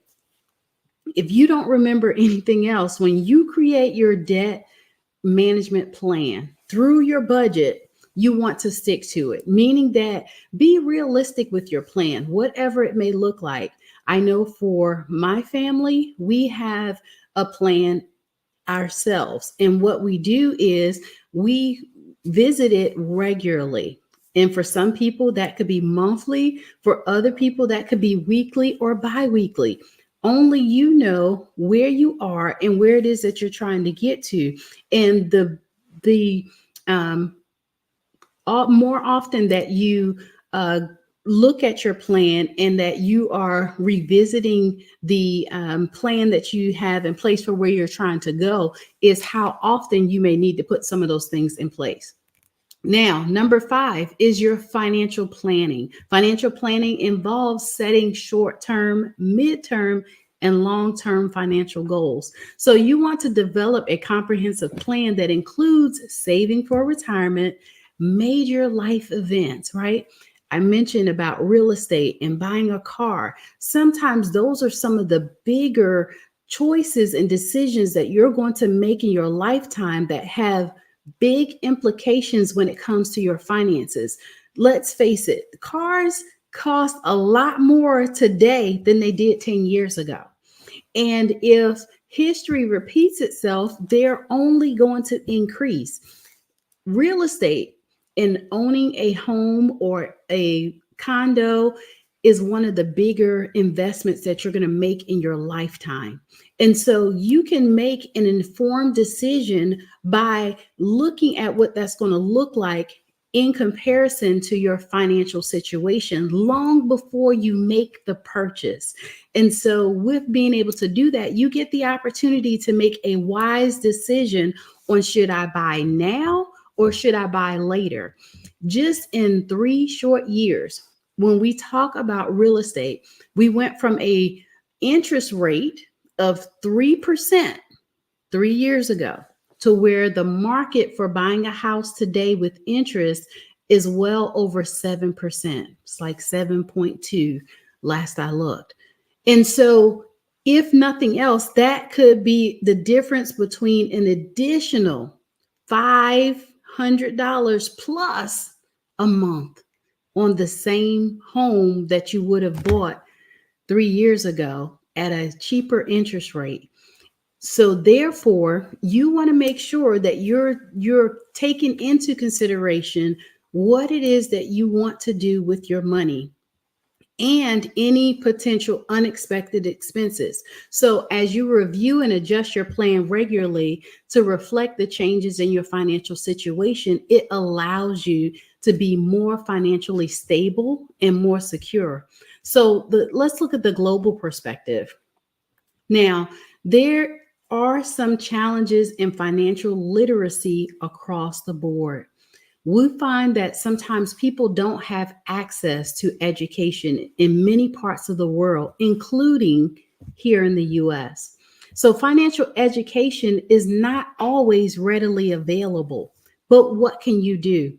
We can put forth efforts to integrate financial literacy in our homes. Let's start there first, right? We can help our children learn the advantages of setting a budget. We can also help them learn how to write a check and balance a checkbook. Let's just say it's a little bit easier today because there's a lot of apps out there that we can put on our phone that we can track our spending habits. And as we develop those at an earlier age, it gives us more advantages as we're moving forward, as well as there's a lot of community programs that's out there that's available to us that we don't take advantage of. There's some local places, including the banks, that will literally sit down with you and help you to develop these plans when you're not sure. And it does not cost you anything. However, it does cost time, right? We need to invest in where it is that we're trying to go. As well as sometimes when there's some cultural differences, our financial behaviors are influenced by cultural norms and practices. In my home, when I was growing up, financial literacy was not something that was talked about around the dinner table. It was not going down at the cookout or anything like that. We were not talking about investing. We were not talking about coming together and pooling our resources to buy some real estate. These are conversations that really need to be interjected at the earliest levels possible when it comes to even the younger people, those that are coming up behind us. But in our normal day-to-day activities, there's some things that we can do to tailor our financial education to respect and incorporate these differences across the board. That's essential. And that is something that we can take ownership over doing ourselves. And let's talk about some of the technological barriers. While technology can facilitate financial education, it can also be a barrier in regions with limited internet access. Providing online resources is another critical tool. Now, I will say that today in our society, I live in South Carolina, and I know that there's some limitations within areas, even to internet access. There's high-speed internet, and then there is dial-up. With that, however, we still can empower ourselves with the limited resources that we have. If you don't have access to be able to find this information readily at your disposal, there's the library that you can go to and potentially get access to be able to get online and learn some of this information too. We don't get the opportunity to say that we have the excuses that we used to have back when the Encyclopedia Britannicas was out, or we had to go and pay someone to get the information. Now, I will say that there are ways of getting an accelerated path. And sometimes that is through hiring a coach, a mentor, or trainer. Somebody that can help to hold you accountable, teach you some of the principles and the aspects of being able to learn more about financial literacy. That is also a way. However, only you know where you are and what it is that you're trying to get accomplished today. So ways that you can create your own success stories, though, let's talk about that for just a moment. Because there are some microfinance initiatives that you can do. And I've seen where in some developing countries, microfinance programs have empowered individuals, especially women, to start small businesses and achieve financial independence. I don't know about you, but to the average family, an additional $1,000 up to $100,000 could be life-changing. And if you find that in your current situation that you have more month than you have money, then sometimes you can take the things that you're innately good at. That's what I teach my clients, is to what is it that you're good at today that we could take and potentially create an additional stream of income. And I'm not talking about being a school teacher or a rocket scientist, right? I'm talking about if you're good at baking cakes, just for example, be the best baker that you can be. However, how can we now share that gift with others? We can take that and you can potentially bake cakes for others and create an additional stream of income.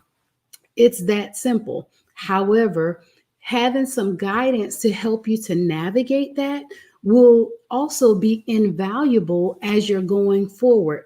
Now, I take it just a little bit step further, meaning that I show people how to create multiple streams of income off of one concept.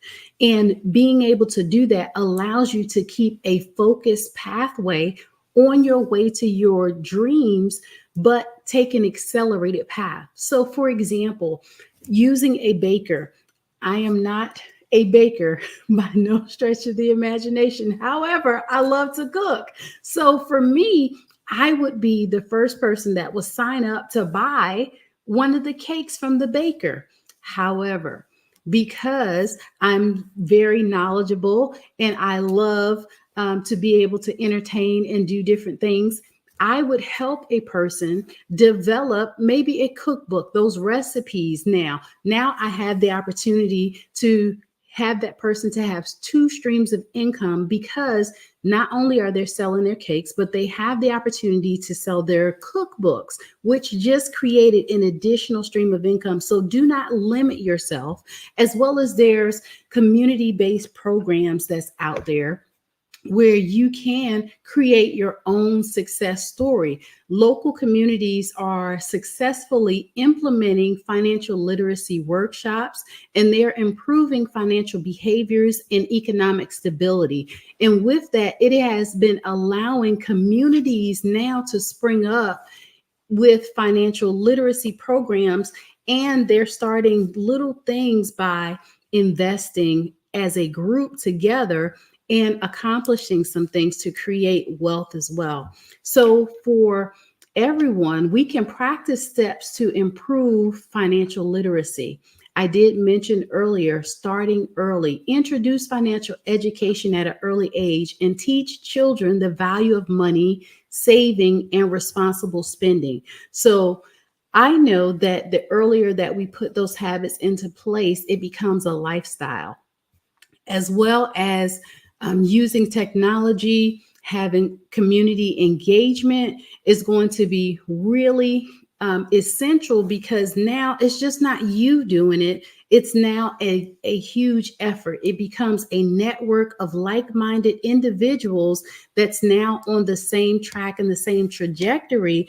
And a lot of times you have a support system, a supportive community that's all on this pathway to create financial success.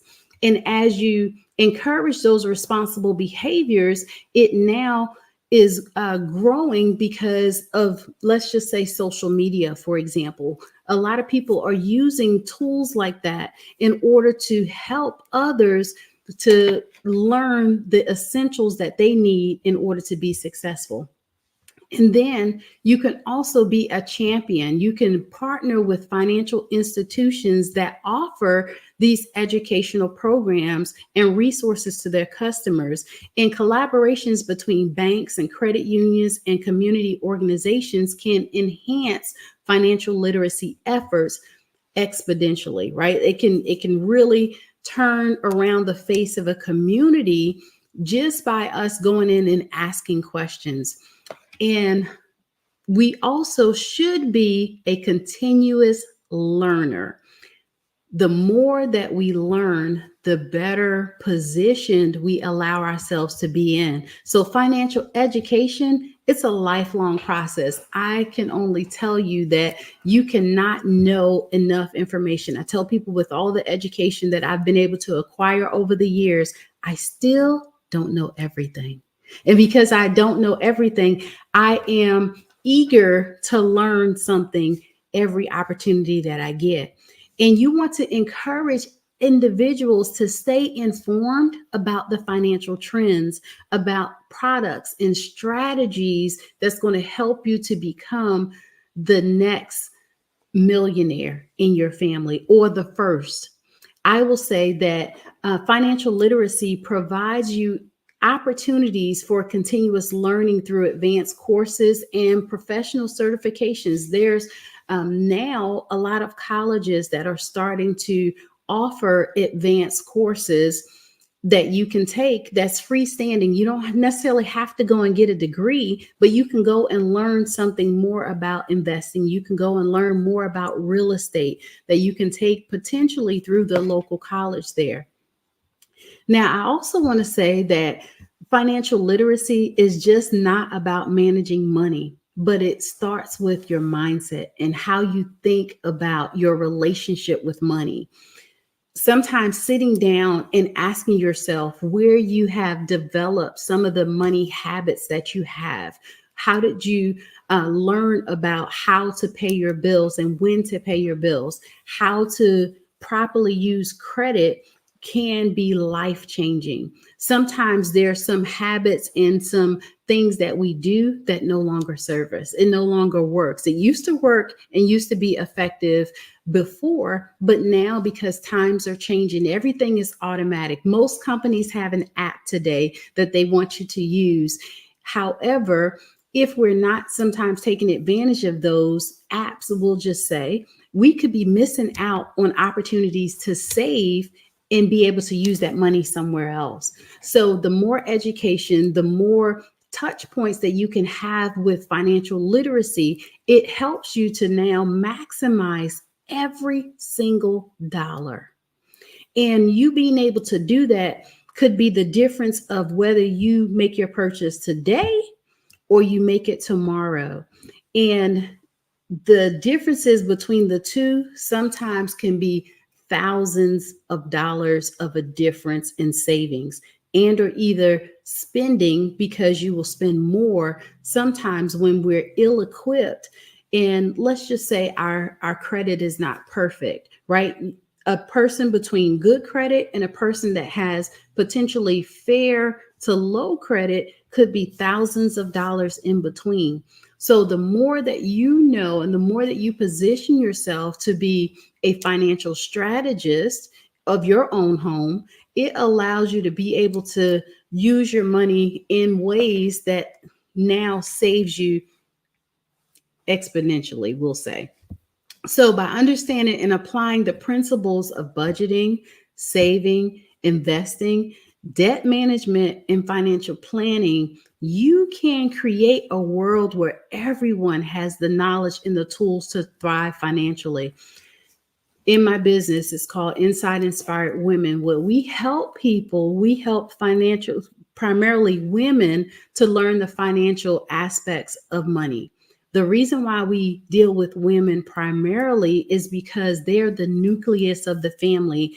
And we as women sometimes have the initial touch points of the home, meaning that we can help the children as well as support our mates as well. And so with that, we can bring everybody together and help them to learn the financial aspects of what it takes to, let's just say, run a home, right? Run a home successfully, as well as be professional business owners. With that being said, the knowledge that we acquire has the ability to affect everything about us, meaning that money is the one thing that we need on a regular basis, the same way we need air and we need water. So I will say that as you are positioning yourself to learn more about financial literacy, think about the things that you need and that you would like to learn a little bit more about, and start there. Start with making sure that you have a great budget in place. If you don't know about budgeting, learn some more about budgeting. If you are inquisitive and you want to know more about investing, find out more about investing. It does not have to be a huge plan that you put together, but whatever it is that you can come up with that you know that you need as far as your finances are concerned, start there and commit to improving your financial literacy as well as helping others do the same. The more knowledge that we acquire, the better position we are to pass that information off to someone else and allow them to be successful as well. So position yourself to share your knowledge and support financial education initiatives. It affects everything about us. And whether we are successful at being homemakers or whether we are successful at running major companies, money still affects us. And the more that we position ourselves to know about that, the more that we can make financial strides as we continue to build rich legacies as we're moving forward, as well as strive to make informed financial decisions every single day. And sometimes for some people, when you're setting up your budget, it's okay to make comparisons from one grocery store to the other, or sometimes pull up different gas apps like Gas Buddy to find out where they could be offering cheaper gas or cheaper opportunities for you to save as you're on your journey, because you can take the money that you're saving and invest it or put it somewhere where it's going to grow and accumulate to where you can, take a nice vacation, or you can make your purchase on your home or buy an investment property or potentially get that new car that you want, right? However, whatever decisions that you make, when you make those decisions, having knowledge helps you to be able to be confident in the decisions that you're making. And last but not least is together, meaning we all can build a financially literate world one step at a time. Don't compare yourself to the other people that may be doing the same thing that you want to do successfully. Learn from them, even what it is that they're doing, how they're doing it, where they're acquiring their information, and so that you can be able to put those things into place and be inquisitive. Enjoy the journey. If nothing else, know that where you are today does not have to be where you'll be tomorrow or the next year. Just know that hard work pays off, and you having a mindset that you are going to change your situation one decision at a time, as well as taking one step at a time in your financial literacy journey, is going to be the thing that's going to help you to be the most successful. I know that as I've been working with clients well over 20 years, that there has not been a situation that I've come across that we have not been able to improve. However, determination is everything. If you know that you're not comfortable with your situation financially, where you are, whether it is that you want to expand your business and you don't have the resources currently now, find out what available resources there are out there for you and change it. We do not have to sit and settle for the norm. We don't have to sit and settle with the things that we feel like used to be okay and just continue on that path. We can do something about it because we're empowered. We are very resourceful individuals, and the more resourceful you are, the more successful you are. The difference is that I have seen in doing comparison studies culturally is that sometimes when we are looking at our financial situations and wanting to make decisions on whether or not we should expand now or if we should expand later, is the resourcefulness that comes behind that, right? Knowing who to ask for what and how to get the help that you need can also be an empowering tool. Let's just face it, I did admit that I didn't know everything. And so I have been on a quest to learn the things necessary in order for me to become successful. And I will say that you can do the same thing too. And if we all take it our own responsibility and ownership of being able to help others go to that next level, we can change the trajectory and have a global impact like never before. However, it starts with us, right? It starts just with me making a decision that I'm going to take on financial literacy and I'm going to help somebody else. And that person in turn helps someone else. And all of a sudden we have financially conscious individuals that's making wise choices, and they're using their monies to create generational wealth. Can you imagine you being the one that set up a plan that's going to help your family's trajectory as long as you can think of, right? Generational wealth is not just one generation. And when we talk about putting a lifestyle together, it takes 1 to 2 generations a lot of times to change a habit. And sometimes the generation is a 10 to 20 year gap. Meaning that if we train up our children in a certain lifestyle and habit, and they now take that on and they teach it to their children, that's where the 10 to 20 year gap comes in at. And I don't know about you, we've been behind long enough with financial literacy that we can now take ownership and do something different because we have tools at our disposal. We have people in communities that have been set up with the knowledge and the experience. All we have to do is tap into that. With you taking the ownership to tap into that, though, it allows you to become empowered and built up in your financial knowledge. And with that, you can take those and make the decisions necessary in order for you to be able to change. I will say that if you continually have had a challenge and you are now finding yourself that challenge is coming up more regularly, that's the time when you feel like, or you know that you need to get some help, right? Don't sit there and suffer in silence, knowing that you need to do something about your financial situation and don't do anything. Bills are not going away. We still have to eat. We still need resources, right? Utilities and different things like that. So now is a good time for you to be able to do that. I have put together a lot of plans that have been helping people to change their trajectories. However, what's your plan? What are you going to do with the information that was shared here today? There were some key concepts, just to recap, about your budget and your savings plan, making sure that you have that emergency plan, making sure that you are learning how to now invest your money, understanding the basics of stocks and bonds, mutual funds, and real estate, as well as if you are currently working for an employer, are you taking advantage of the 401k plans? And are you maxing that out at 100%? Are you looking at how most corporations today will match your money that you are putting away in your 401k plan? Are you doing these things?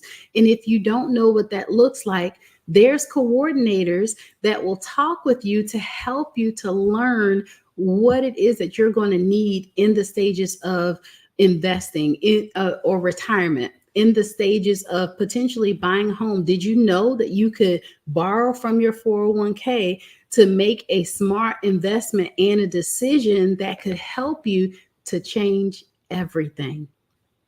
Don't limit yourself. Learn what debt management is. Learn how you can make a difference and put financial planning in place. A good financial plan, whether it's short-term, mid-term, or long-term, can help you to change everything about you as well as your family's future. With you being able to do that, it allows you to be able to see the money that you have today. And sometimes if you just make 1 to 2 moves in your investments or in your spending habits, could change everything. However, we don't know what we don't know.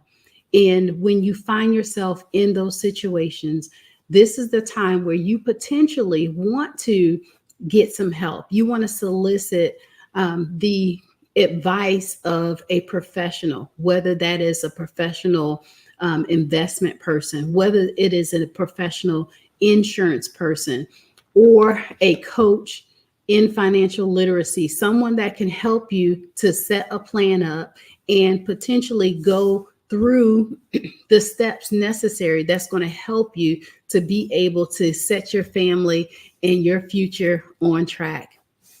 I will say that today is an excellent day for you to get started, for you to review your plans that you already have in place and take it a step further and now take action. That is the thing that I find that a lot of people don't do enough, that causes their plans sometimes to fail.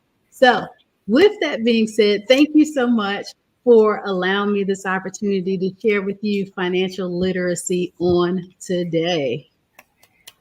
Dr. Tabitha, you are absolutely amazing. Amazing.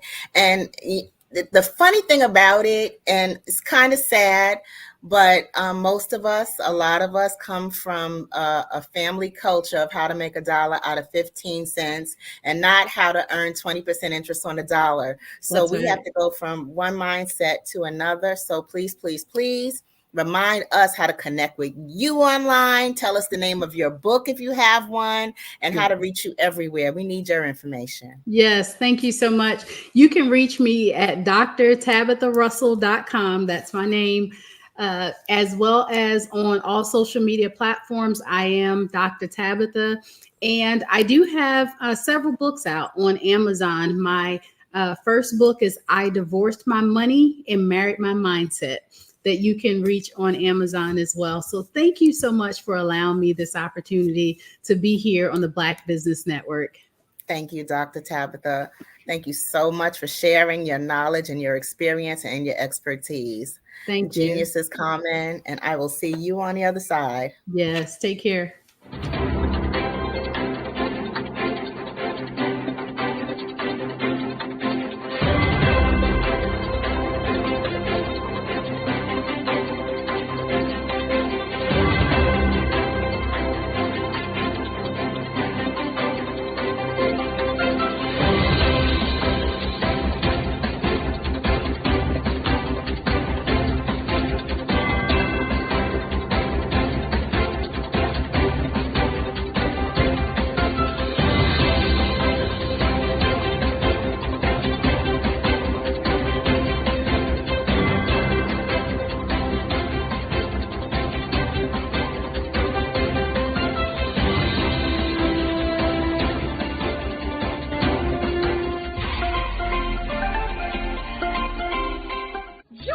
Dr. Eric Kelly III and a host of phenomenal speakers from all around the globe for this 7-day virtual event that you don't want to miss.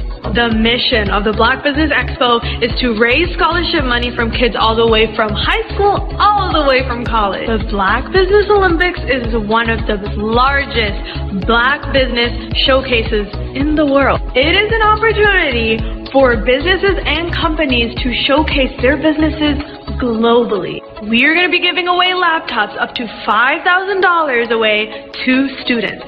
Again, I'm Olivia Appleberry, the founder of 2 Cents Finance and one of the speakers for the expo. I am so excited to see you there. For more info, go to www.blackbusinessexpousa.com or call 919-308-9090 and hope to see you there. I am Black Business. From the moment I wake until the time I sleep. Yes, I am Black Business. I am Black Business. Tell me, are you Black Business? I am Black Business. Do you support Black businesses? Listen, I support Black business because I am Black Business. Black Business Expo, one of the largest business showcases in the history of Black business in the world. The world! Sign up today at www.blackbusinessexpousa.com or call 919-308-9090. I am Black Business. I am Black Business. From the moment I wake until the time I sleep, I am Black Business. I am Black Business. Are you Black Business? I am Black Business. Do you support Black businesses? I support Black business because I am Black Business. Black Business Expo, one of the largest business showcases in the history of Black America, in North Carolina. Join Dr. Eric Kelly III and a host of phenomenal speakers from all around the globe for this 7-day virtual event that you don't want to miss. The mission of the Black Business Expo is to raise scholarship money from kids all the way from high school, all the way from college. The Black Business Olympics is one of the largest Black business showcases in the world. It is an opportunity for businesses and companies to showcase their businesses globally. We are going to be giving away laptops up to $5,000 away to students. Again, I'm Olivia Appleberry, the founder of 2 Cents Finance and one of the speakers for the expo. I am so excited to see you there. For more info, go to www.blackbusinessexpousa.com or call 919-308-9090 and hope to see you there. I am Black Business. From the moment I wake until the time I sleep. Yes, I am Black Business. I am Black Business. Tell me, are you Black Business? I am Black Business. Do you support Black businesses? Listen, I support Black business because I am Black Business. Black Business Expo, one of the largest business showcases in the history of Black business in the world.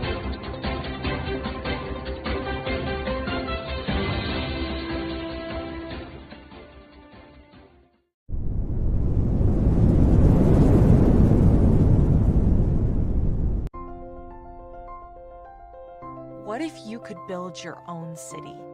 A place where every child can find nurturing people to help them achieve their full potential. A place where every adult can access job training support. Where health education is abundant. Where social justice ruled the land. A place without limitations. Welcome.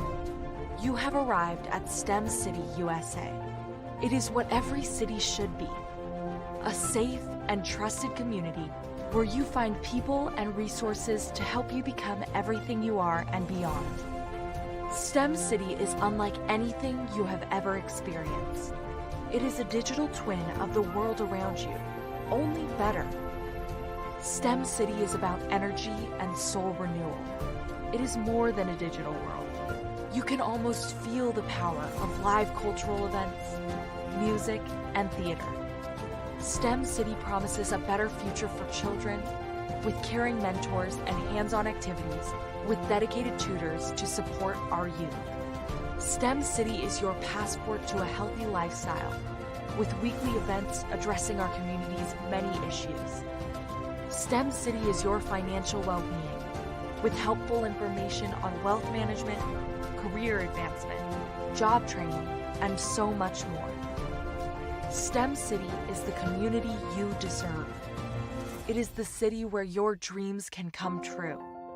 STEM City USA, a place in the sky that is accessible to all who reach for the stars.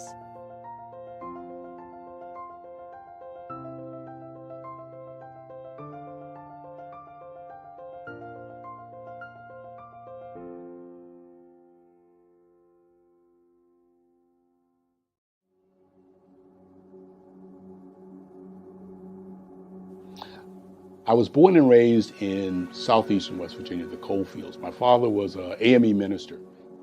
For me, I was very fortunate. Even though I grew up in the segregated South, I was surrounded by flourishing Black businesses. Doctors, lawyers, bankers, dentists. They were all there and they were all successful. And I guess that's part of my dream, is to see that success come back. My name is Joseph Simmons, and I am the founder of the Center for Micro-Entrepreneurial Training. We have this moment in time where we can change the trajectory of people.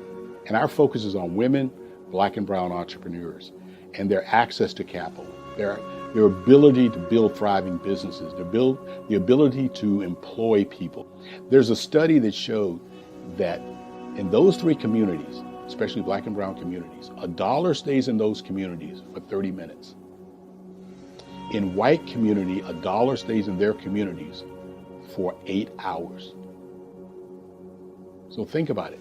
For you in a black or brown community to get gas, to get food, to go to a restaurant, you've got to leave your community, take those dollars out of that community and take it to another community that's already being well served.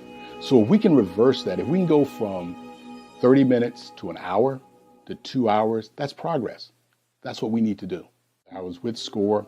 And then in May of 2020, of course, the events happened in regards to the murder of George Floyd. The other thing that I was experiencing was the denials of federal funds for small businesses. And it revolved around one thing. These businesses were not being prepared for grants and for government programs. And I came up with the idea for the Center for Micro-Entrepreneurial based off those two things. Morgan Stanley had a report out in 2020, first quarter, and they talked about there were 3 groups that were massively devastated by COVID-19 on their business. That was 1, women, number 2, black, and number 3, brown entrepreneurs. The research showed that they had less cash on hand, they had less opportunity to go into a bank and get money, and they were very dependent on family and friends to keep their business up and running. If we can focus on those 3 groups, then we can have a dramatic impact on our communities. Really, the focus is on 3 areas.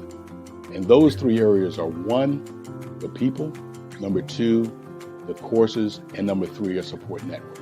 Here at CMAT, we will provide you with the fundamentals for generational success. And you will be creating a vibrant community by attending our 5-day immersive training course.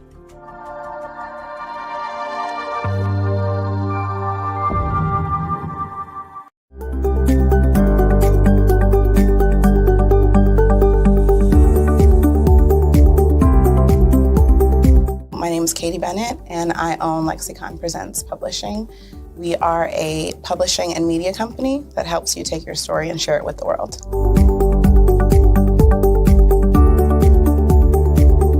You know, for a while, I just had my family telling me to just hang it up, get over it, you know, and I had no support. And it was in your program that I really understood the necessity for having that help, having that support.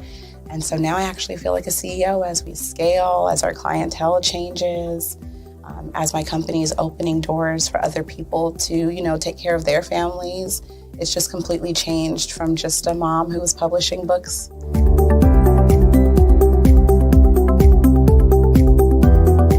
I was at a point where my job, although it was paying really well, wasn't enough. And my business was always in the red. And I was tired of it. And so I came in just hoping to get some sort of help to just not end up in the red every month.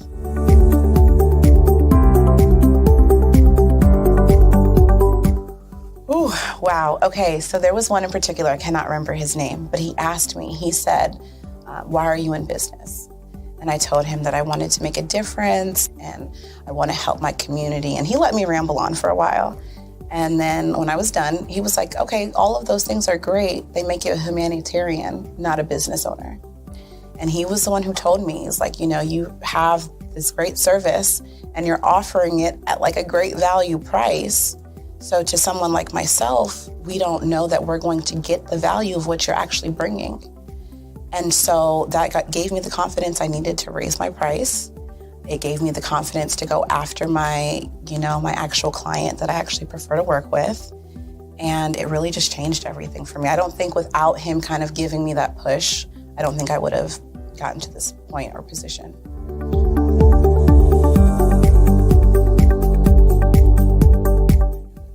Wow, the benefits is just having a coach that holds you accountable. They set goals with you. That's been my favorite part. She has amazing experience, you know, and so she brings her strategies and her ideas, and she helped me narrow down, what services I actually wanted to offer, how I could actually continue to offer it, how many clients at one time could I have. All of the information that she's given has just really transformed my entire company. And so I know I would have never gotten to where I am today and having some of these partnerships that I'm, having now without her help.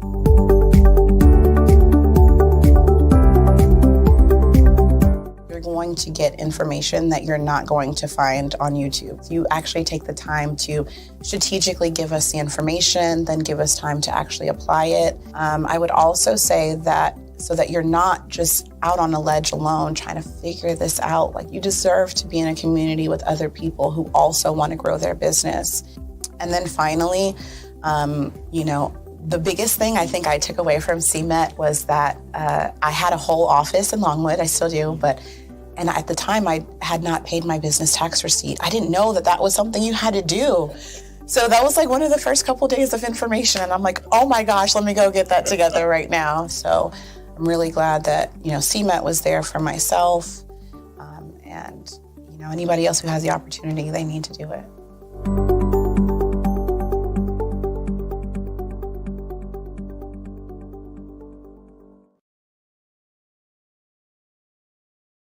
Absolutely. So our coaching program help people that have the lack of time, that lack strategies, and lack the confidence to go after their dream life. So we help them implement tools. We help them implement, I love to leave the inherited lack of finances or the education behind finances. But it wasn't until I lost my firstborn, my only son, that life changed for me. And where I was going after it all, living the corporate life, hit my 6-figure income, and living in my dream house with my dream man, driving my dream car. Wow. I nearly lost it all when I lost my son. And so I realized it only takes one financial catastrophe that can change your entire life. That's what made me start All New Beginnings. Because no matter what's going on in life, there's a new beginning.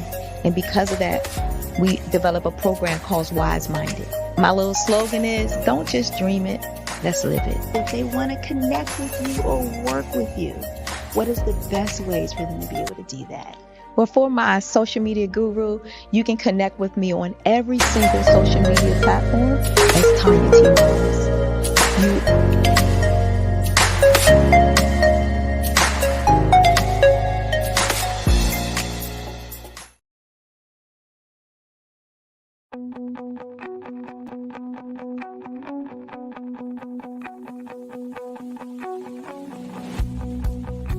I am Black Business. From the moment I wake until the time I sleep. Yes, I am Black Business. I am Black Business. Tell me, are you Black Business? I am Black Business. Do you support Black businesses? Listen, I support Black business because I am Black Business. Black Business Expo, one of the largest business showcases in the history of Black business in the world. The world! Sign up today at www.blackbusinessexpousa.com or call 919-308-9090. I am Black Business.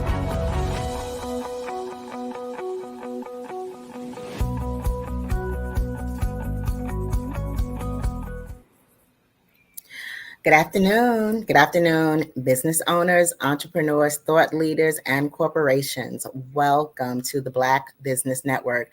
My name is Eartha Watts Hicks. I am the CEO of Eartha Tone Books, publisher of Love Changes, Graffiti Mural, and A Planner is a Girl's Best Friend, as well as a freelance writer, editor, and PR writer and affiliate for blackpr.com.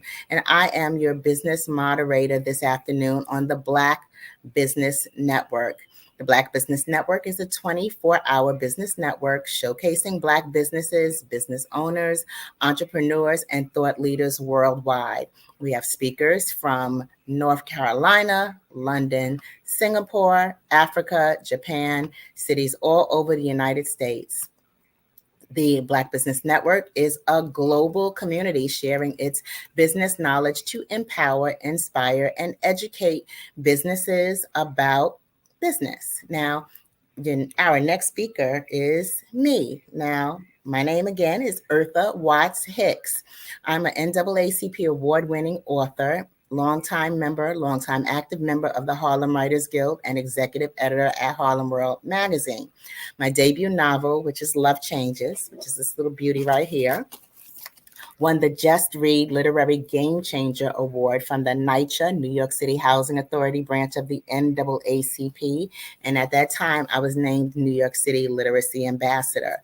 Love Changes also won, Reader's Favorite Silver Medal in Urban Fiction. It also won Top 50 Sexy Story, and it was recognized as a summer read by the New York Amsterdam News and Fashion Avenue News as well.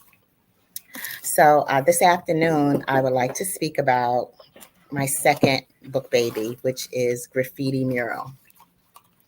Now, Graffiti Mural is a collection of poetry, short stories, and personal essays, most of which take place in New York or are New York City inspired. And I'm an author. I began my writing journey at age 11 with the study of journal writing, which was writing in my own journal, and poetry. So I started writing poetry at the age of 11, and there has always been poetry and songwriting at some point in my life from the time I was about 13. If you want to go back to age 11, you can say age 11 if you want to count those poems. But I say age 13 because I don't remember any of the poems I wrote at age 11. So a good chunk of my life went towards being an aspiring songwriter. And it was on that journey that I had learned that getting a song on the radio was not as simple as creating or writing a great song. There had to be a whole avenue for you to get your music to the artist, to the record label, to get it pressed, to get it on an LP, to get it performed on the radio. And if you are a stay-at-home mom, which I was at the time, that connection, that circle of influence is not easy to come by. So it was that passion that led me to turn what was my song catalog into chapters of a novel, which soon became Love Changes. And along the time and along the journey of me writing Love Changes, and after I had published Love Changes, I was continually writing pieces, be they poetry, be they healthy starts to different novels and different projects, to personal essays, things that I had experienced in my own life that may have been just a quirky afternoon, but resounded with so much meaning that I wanted to capture it. So those types of pieces are what went into Graffiti Mural, which is my collection of poetry, short stories, and personal essays. And Graffiti Mural features me here as a graffiti art behind the model, and the image of the model and that gateway alley that she's posed against the wall is a photo by Harlem photographer Kenny Graham, who does photography for his own brand, which is JD Stars, I'm sorry. And the graffiti art mural, which is on the book, is created by a graffiti artist who is phenomenal, and his name is Rakim Villanueva. So I just wanted to let you guys get a peek at it. Now, my goal for Graffiti Mural was just to do two things. One, have fun with the writing process, because, you know, I had a conversation with some of my artist friends recently that the struggle, because we have this whole internal struggle of imposter syndrome. So it's like no matter what we write, how long we wrote it, how long it took us to write it, how much we studied it, how much we researched, how much we rewrote it, how many times it's been edited, there's still this nagging voice that tells us we're not good enough. So the imposter syndrome is real.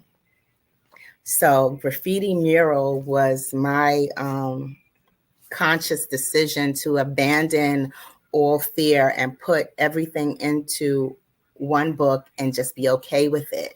And that's exactly what I did with Graffiti Mural. It's my work, and I stand by it, and I had the courage to put it out there without having to beat myself up 10 times to ensure every aspect of it was absolutely perfect, which the fact that I was okay with it being pretty good was better than great for me because I tend to hold on to things. But I will read to you one of my fun poems, which was about my cat. A number of years ago, I had Kitty. And that's the name of the cat. Had this cat for 15 years, and Kitty was a mean cat. But if a mean cat can be your best friend, that was Kitty. Kitty was an amazing cat, even though he was just terribly mean. But he was a lot of fun, and he actually found his way into my novel Love Changes as the character Joy. But I wrote a poem about Kitty called Sharing Kool-Aid with My Road Dog, and I'm going to share a bit of it now. Left hand partially numb. Post-carpal tunnel release. I pour myself a drink, filling my glass past its brim, spilling Kool-Aid into Kitty's food bowl. Dry rainbow kibble that had been ignored half the day, he now gobbles like fried catfish. Red Kool-Aid soaked. It's a new delicacy for Kitty.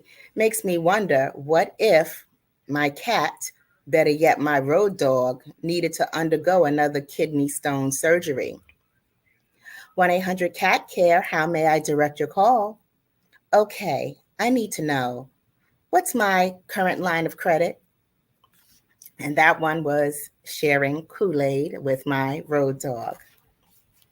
Now, the fun thing about poetry is that it's an expression. It's artistic, it's fun, and it allows you to kind of throw paint on the wall and let it stick and see what design shows up at the end. So it's my way of expression, and it's also my way of self-soothing, if that makes any sense. This one is called Your Own Way. Pick your passion. Stick needles in sick kids, massage spices into lamb, make music bubble up and burst. Go, satisfy your Jones, bruise your body and your ego. Play games, kick game, or shoot game. The choice is yours. Scream your secrets. Be your dream. Drown your misery in chlorine. Write or read. Or write to read until split infinitives and dangling participles leave you hanging breathless. Then come back from that. Take a nap. Wake up to makeup. Beat your face. Punch a bag or fix cars. Race, skate, fly. Paint the town. Paint the clouds and some happy trees. Plant a tree. Watch the stars. Name a star. Be. Positively switch your new do to one you wouldn't usually do. Whatever it takes to ensure your Jones is completely satisfied, do you all the way.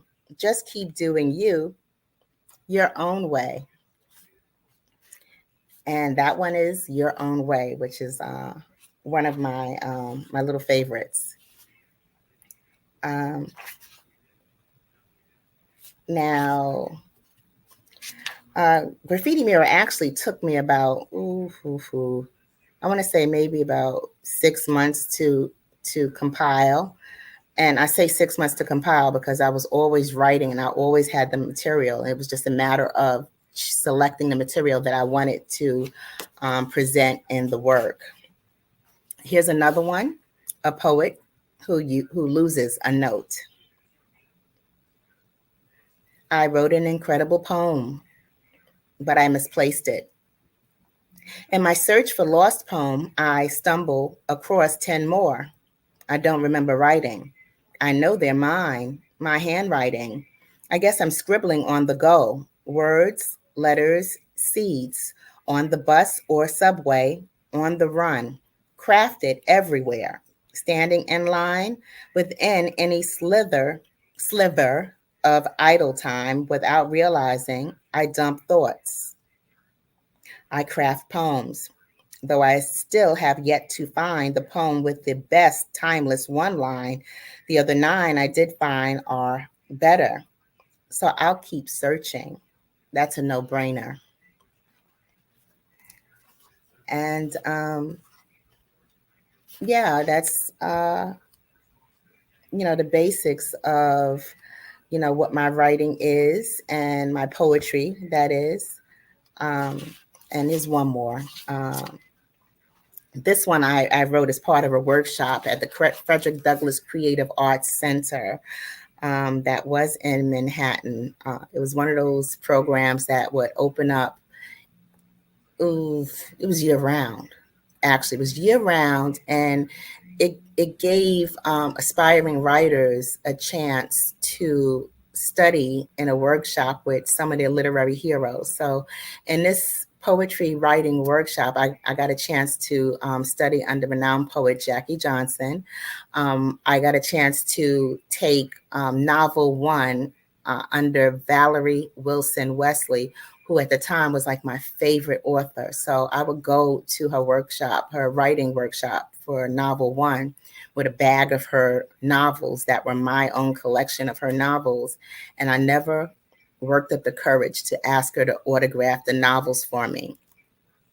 But in a twist of fate, she wound up endorsing my novel Love Changes, because I did study and take her workshop. So that was the beauty of it, of that experience. And my poem that I'd written in that Frederick Douglass Creative Arts Center poetry workshop is called Summers Down South. My childhood summers spent down south taught me appreciation, a lesson the moment I stepped my polished shoes onto my family's red dirt acre. Ghetto red bricks now appealed like castle stone. By day, I'd race in white tennis shoes, my dust cloud a short leg behind my barefoot cousins. Board games. Can't easy bake mud pies, but they'll just have to do. We'd never bring sunscreen. I'm easily baked by noon. Quenching my thirst at the water pump, I'd kill for an ice cube. By night, call me the mosquito feeder and avid reader. There's only Channel 2. Early rest on the makeshift bed, rags that feel like nails, till I rise at the rooster's crow, walk the eerie walk in the dim of dawn out to the outhouse where I handle my private business in the company of busy buzzing flies. The long journey back, I'm anticipating my room, my toys, color TV, home to the projects to watch the Bradys and play with Barbie. No dream house, still I am happy just to be me. Yeah, so I grew up in the early 70s, and it was a time where I had lived in a housing project, and in living in a housing project, I used to think, oh, this place is terrible, especially in the 70s, because New York during the 70s was abandoned buildings. This is the Bronx. Abandoned buildings, rubble, dirt lots, burnt out buildings, stray dogs, graffiti, crime. New York in the 70s was not the New York it is today. So I remember, I used to feel, oh, I wish I lived somewhere else, because you'd watch television and on television, the kids were getting ponies for Christmas. So, to make a long story short, I used to visit the South like every summer. And when I would go down South, there was no air conditioning anywhere. Not even in New York, we didn't have air conditioning in the 70s. But in the South, they barely had electricity. There was a water pump outside. We didn't have running water. We didn't have an indoor bathroom. We didn't have a shower, and it was so hot. It was ridiculously hot. And my cousins were happy to run and play and do everything barefoot when I was used to wearing my sneakers everywhere, which they call tennis shoes. Why are you playing outside in your tennis shoes? So, the experience that I had in the South as a child in the 70s made me come back to at least appreciate electricity, running water, ice, in the freezer in New York and playing with toys and a difference, because the different dynamics there were in the 70s made me realize to learn to appreciate exactly what I had. And things are different for all of us now in the North and in the South. And lives have changed, and, you know, our people's economy have changed, and our culture has changed, and it has evolved. So, you know, when you think of the 70s was just, and I hate to count the number of years, just a few short decades ago, it's amazing when you realize just how much of a dramatic difference we've had as a people and what we were just a few short decades ago, as opposed to what we are and have access to now. And maybe that's one of the reasons why the powers that be fear our advancement so much and try to limit what we have access to. But it's up to us to offset that, do the best that we can, and keep it moving. Now, my next story is called Miracle on 42nd Street. Now, Miracle on 42nd Street is, it's actually happened. It was a true experience, a real experience. I was on the subway, and actually, you know what? I'll just go straight into it because the story speaks for itself. But this is a real, true experience. And it was remarkable. And you'll see how much of a miracle it is. Miracle on 42nd Street. I had just left the hair salon at around 11:15 p.m. Karen, my best friend and owner of Eternal Beauty, occasionally gave me a lift to the Gun Hill Road train station on her way home. I was hoping to be able to catch the M11 Express bus down into Lower Manhattan. That would have left me closer to home, and with minimal traffic, it would have been a quick 45-minute trip. Unfortunately, I missed my bus by about 10 minutes. Instead of waiting a half hour for another, I walked my beautified self across the street to catch the Flatbush-bound number 2 train down to 34th Street. That ride should have taken little more than an hour, but on this particular evening, the wait for that train was excruciatingly long. When the train did arrive, the subway car was half filled with young adults looking like they were on their way to hang out on a Friday night. Girls all had their hair and nails freshly done, guys with fresh haircuts dressed in their best casual clothing. Everyone spread themselves out in the car, allowing themselves ample room and assuring they didn't invade anyone's personal space.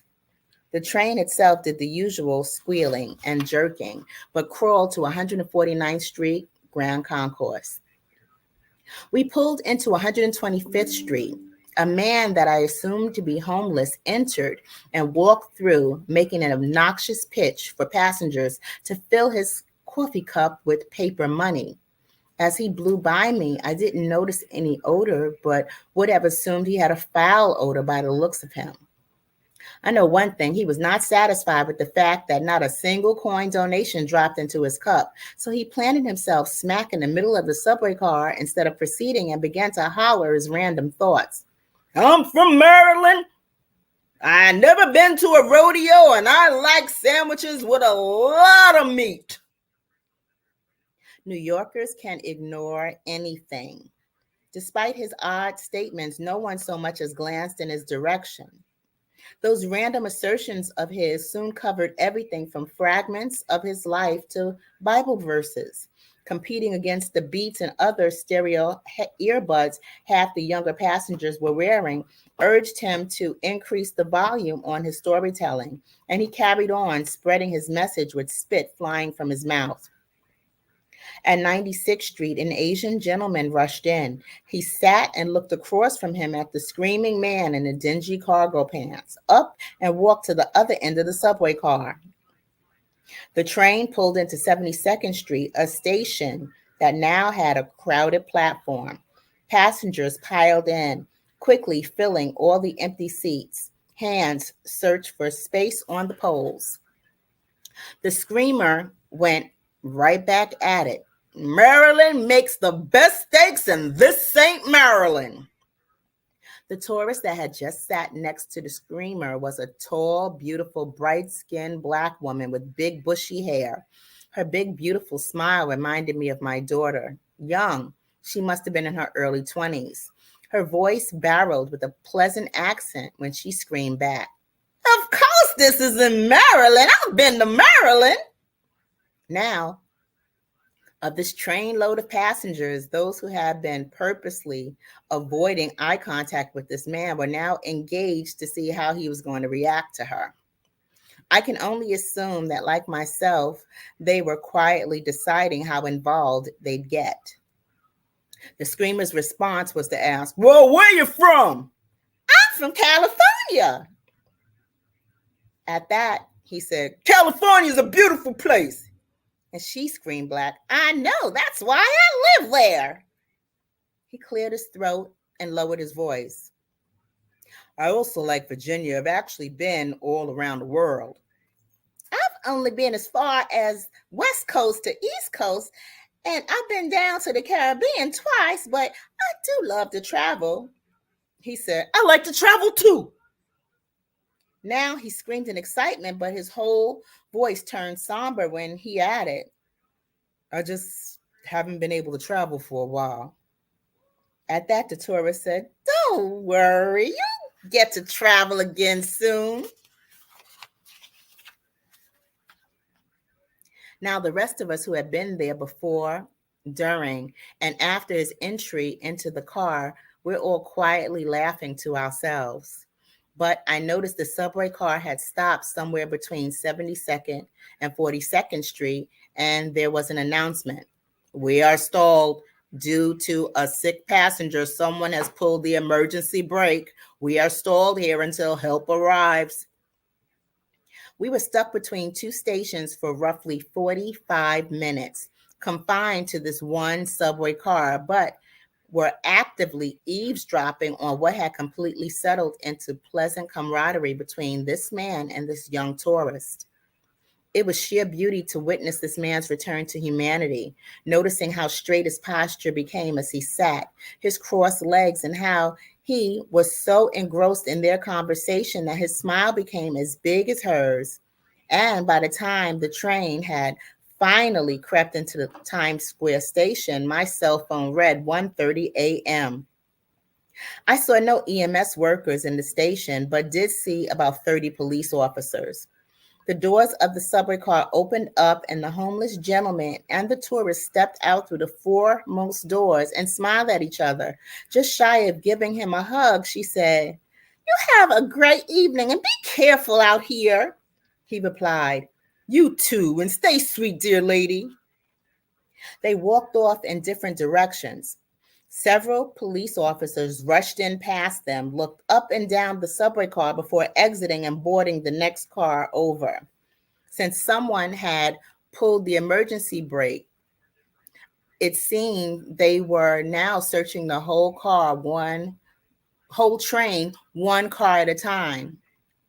The tourist had walked down the platform, and I watched the strange gentleman's cargo pants casually exiting up the stairs, while these 30 or so police officers frantically searched in and about the subway platform and cars for the missing sick passenger. Empty-handed, they converged in the middle of the subway platform, scratching their heads. I was puzzled too. Puzzled trying to figure out which passenger in our car pulled the emergency brake. That man, turns out, may have just been going through a tough break. All he seemed to really need was someone to talk to him. And that one is Miracle on 42nd Street, which is one of my favorites. Now, there's one more story that I would like to read. It's in line with Father's Day and the whole Father's Day theme. And it was actually featured in an anthology on stories about our fathers. This one is called My Father's Jewelry Box. And it's a very short one. I remember one year For argument's sake, let's say it was Father's Day, but it may have actually been Christmas. I don't exactly recall. I was around 12 years old. But I remember my father had expensive taste, and for this occasion, I wanted to get him something that he would buy for himself. I searched high and low until I saw a jewelry box. A wooden jewelry box with an antique car on top. That was it. I had to get this for my father. I bought it and wrapped it and couldn't wait to see the expression on his face. To me, this was the perfect gift, and I had already pre-selected the perfect spot for it, right atop his dresser. This jewelry box just so happened to be the perfectly matching grain of wood. When I gave it to my father, he unwrapped it and said, "Oh, wow, this is nice." And I said, "You like it? For real?" And he said, "I love it." But then he walked into the living room over to his bar that was a chrome and it was a chrome bar, and it had black smoked glass, and he sat it on top of his bar. Now upset, I said, "What did you do that for?" "It goes on the dresser. I bought it to match your dresser." He said, "It belongs on the bar." I said, "No, it doesn't. It's a jewelry box." My father always knew how to make room for his lesson. Using his charm and humor, he opened the drawers, showing me they had no depth, but were embedded with cork discs. And then he said, "This is not a jewelry box. They're coasters." And I happen to have that jewelry box right here. And coasters are what we sit drinks on to keep them from putting a ring around the table. To me, the whole jewelry box looked like a jewelry box. It's not. It was a little case for coasters. But I didn't even know there was a need for coasters at 12 years old, because I put my drink and my glass on top of the table because it belonged to me. I didn't know anything about protecting furniture from ring around the glass. But that's life, and that's youth. And this is my book, Graffiti Mural. And if you would like to find out more about Graffiti Mural, you can look for Graffiti Mural on Amazon.com. There's a short link, which is www.tinyurl.com/graffiti, spelled with 2 F's and 1 T, graffiti, GRAFFITI, mural, MURAL, book, BOOK. So www.tinyurl.com/graffiti mural book. That's the link that'll take you directly to the purchase page on Amazon if you would like to grab a copy. And if you would like to hear an audio version of Graffiti Mural, the first story, which is called No More Goodwin, Livings and More, I'm voicing all 8 of the characters in somewhat different voices.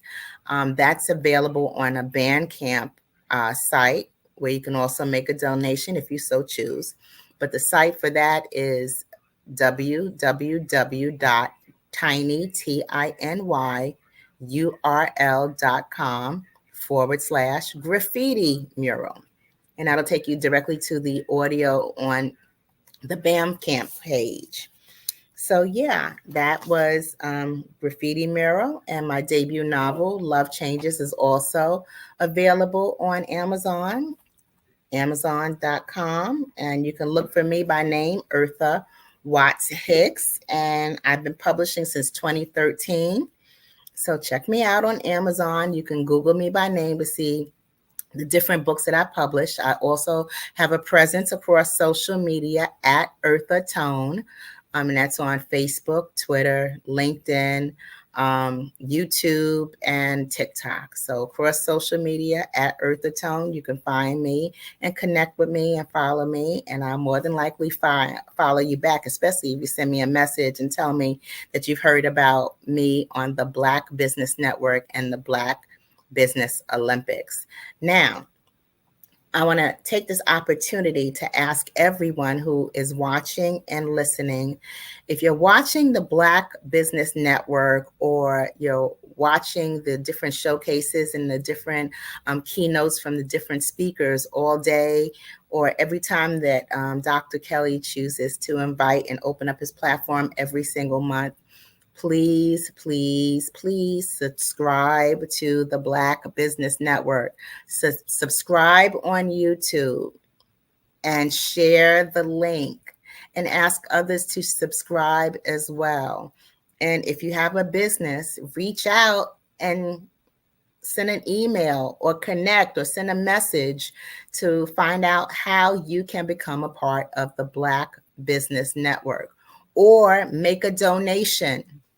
We always appreciate a donation if you can afford to help us keep this platform going, because there are not many platforms where experts in our community will sit down and spend an hour or a little under an hour telling you about what they do, how they do it, how they acquired what they acquired, how they got where they've gotten, what books to read to elevate yourself, what people to connect with to enrich your own network. The Black Business Network is archived on YouTube, and we're a resource to each other and for each other.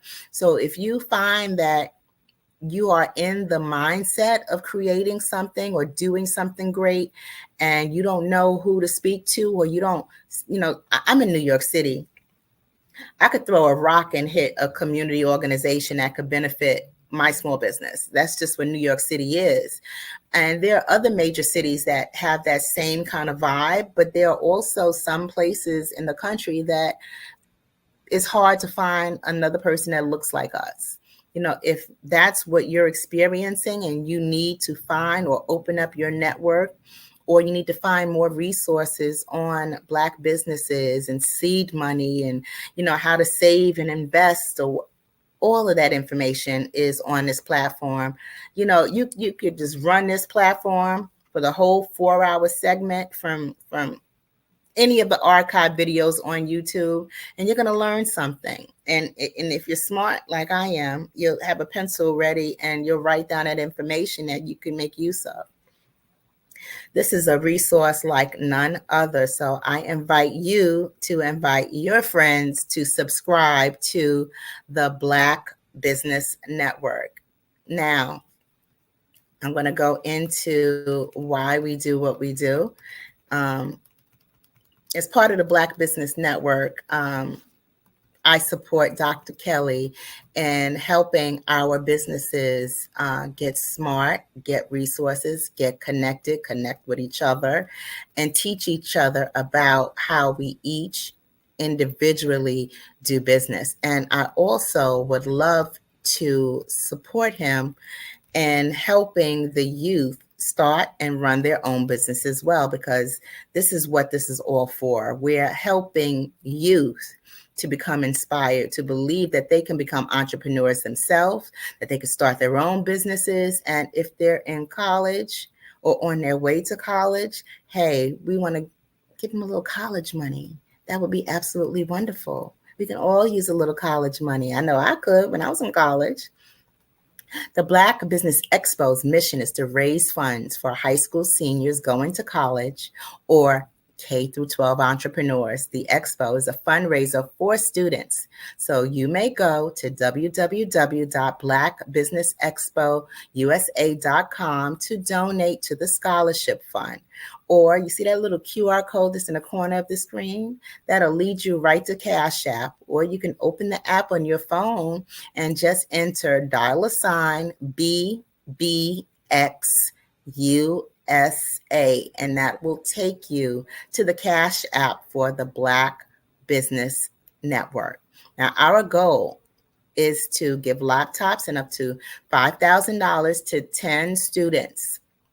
Students can register online to become part of the network. To find out more about the scholarship fund at www.blackbusinessexpousa.com. Now, every dollar counts. So we want to remind you to donate to the scholarship fund and subscribe. Please subscribe and ask your friends to subscribe, because the more subscribers, the larger the network. And we want to thank our Black Business Expo USA sponsors for May 2024, NC 100, Moody Capital Partners, Suede Soul, Lotus Riche's Coaching and Training, Carolina, Virginia Minority Supplier Development Council, Step Management, BHS and Associates, Margie McLean Foundation Incorporated, Genius is Common, Earth Essentials, Mullane Shiny Global, Executive Women's Success Institute, The Quality Coaching Company, Superwoman Business Services, Creative Force Studios, Lee Entertainment, Artistic App Design, Black Business Expo USA. Genius is Common, and I will see you on the other side.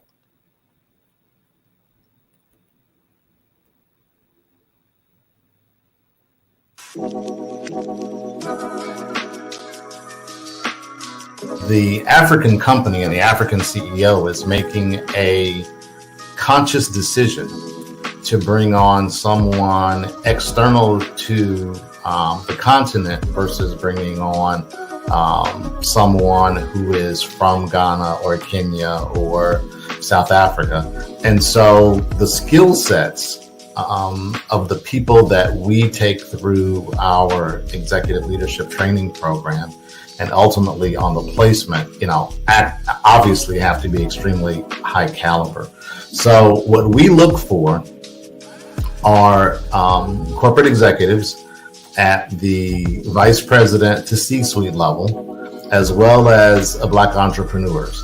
When we look at the Black corporate executives, we're looking for some very specific skill sets, whether that be around supply chain, sales and marketing, engineering, product development. We want our folks to be able to add immediate value to the corporate board, right? And the other thing is, even if they don't necessarily have specific industry experience, they're bringing a diversity of thought.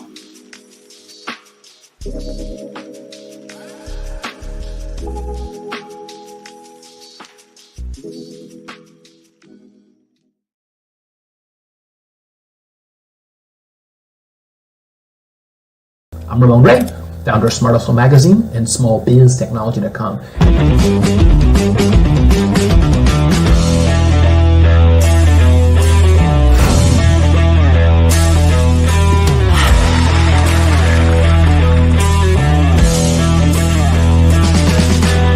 You're here today to celebrate small business success.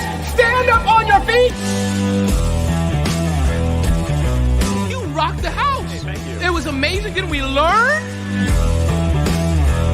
For me, success comes from failure.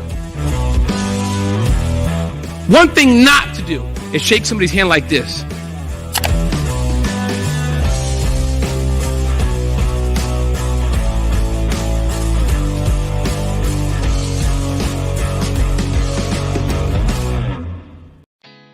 Did you know women represent just 3% of Fortune 500 CEOs and less than 15% of corporate executives at top companies worldwide? Have you wondered what the secrets are to getting into the top ranks, whether in the private or public sector? Do you want to figure out how to stop being held back in your career or passed over for promotion? Then you're in the right place. Hi, I'm Dr. Madeline Ann Lewis, President and CEO of the Executive Women's Success Institute. I have decades of experience in the military, the federal government, and corporate America, and my mission is to help women succeed and tap into their full potential. I want to reach 1 million plus women around the world to become the leaders they are meant to be. So if you want to move into a management or executive level position, or maybe you are a female veteran transitioning out of the military into business entrepreneurship, then reach out to the Executive Women's Success Institute at 301-693-3284. Let us get you on the fast track to success.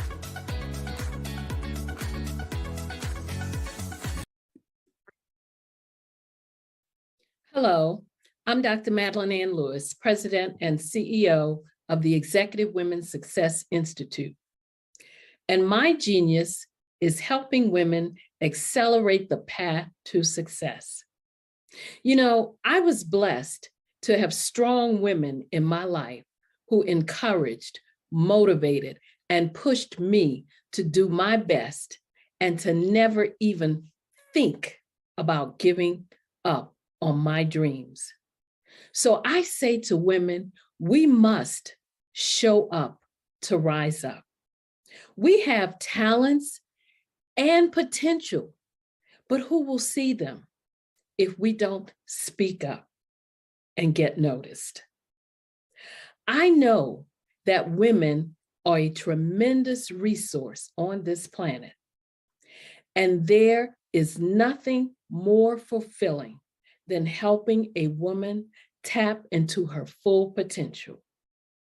I do this because I want to be a part of helping as many women as I can to show up, to rise up. I do this because genius is common.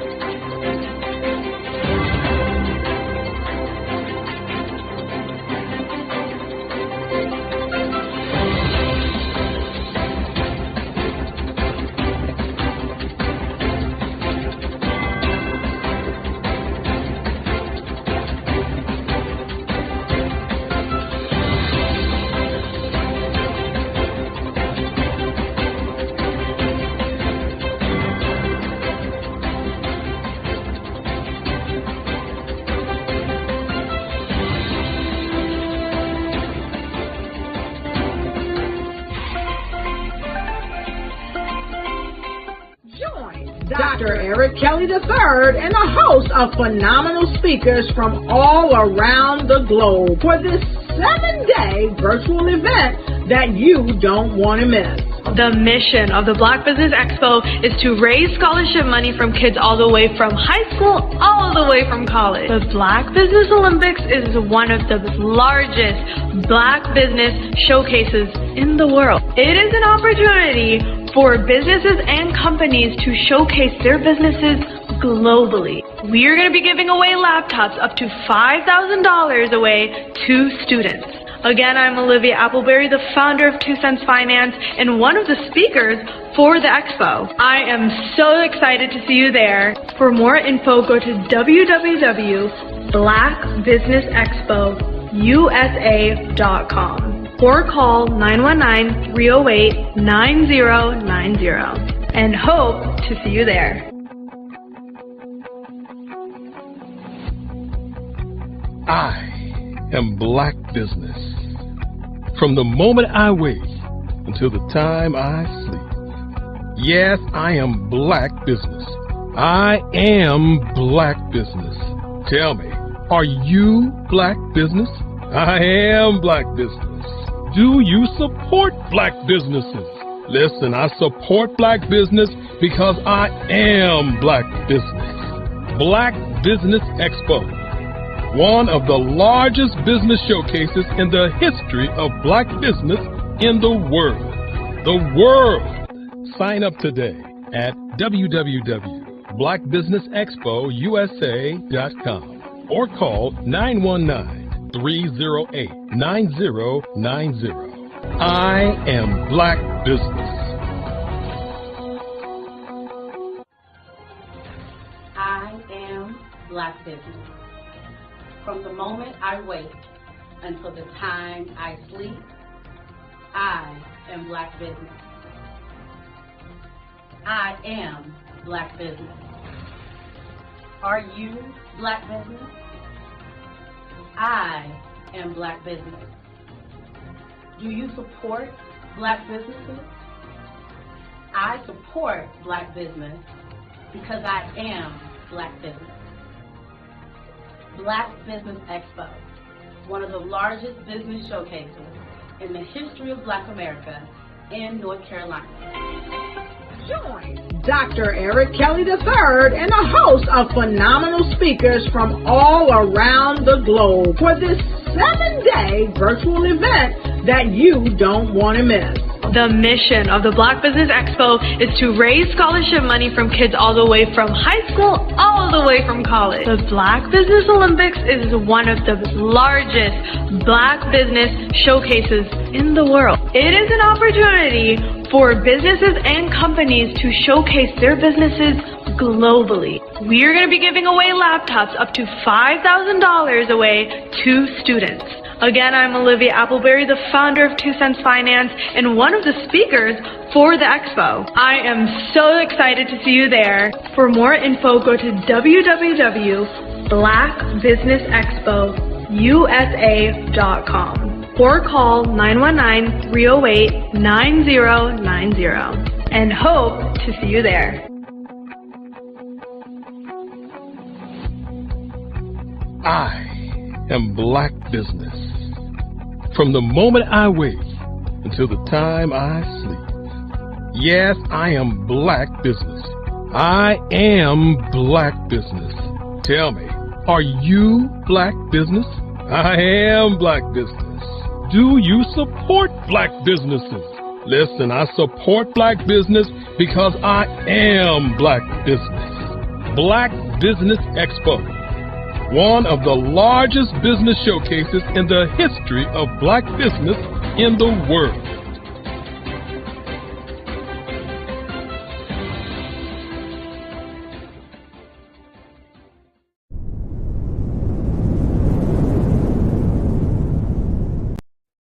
Hey everyone, it's Grant McGaw, CEO of 5-Star BDM and host of the award-winning Follow the Brand podcast and TV series, where I help you to build a 5-star brand that people will follow.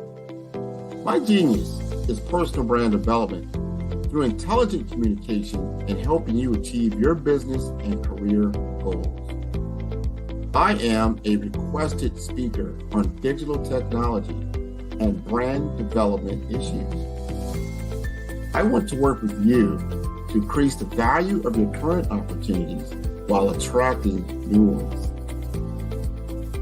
Every one of you is unique, and we all share challenges that can be addressed through smart branding.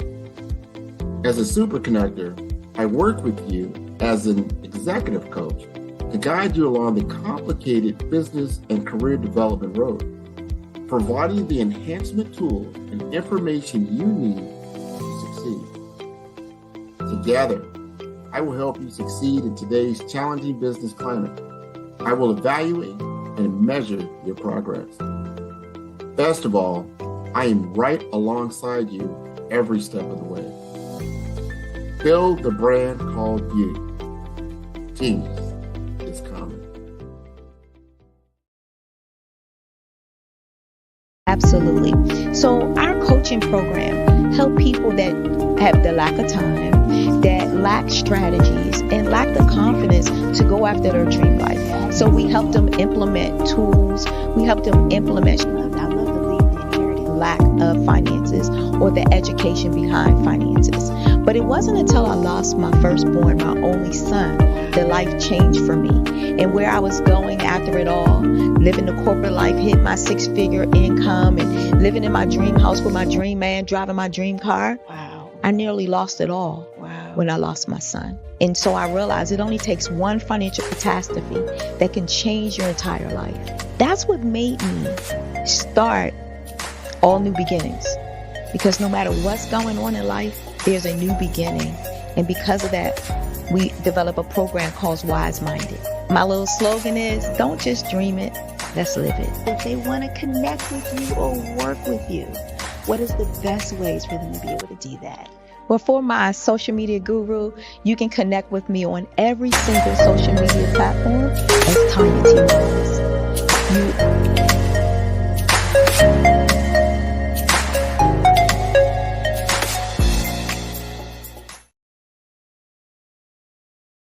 Artist to me is a creative expression of something from nothing. You know, it explodes onto the canvas, or it explodes on in my work. One of the things that I try to do more than anything is I try to just give the lines and the movements and emotions and expressions into what I do. Art really means to me a chance to express how I feel deep down inside. Most of my art begins as a thought that I might have, you know, whether it's sports, whether it's history, whether it's a woman or a man. It pretty much starts as an idea of thought before I get into the actual image of what I'm going to draw. I do a lot of historical pieces. I was a history minor in college, and I love to do history pieces. And a lot of times I'm thinking about history, and then I try to make that history impact you as you look at it. That's one of the reasons I do pictures so large. People ask me, why do I do the pictures so big? And I tell them, I want the piece to impact them as they're looking at it, to kind of dominate them, dominate their space. And most of my pieces I try to do off page. I don't try to do anything that's going to be in those four corners or in a square. And I want your imagination to be a part of the piece that you're looking at.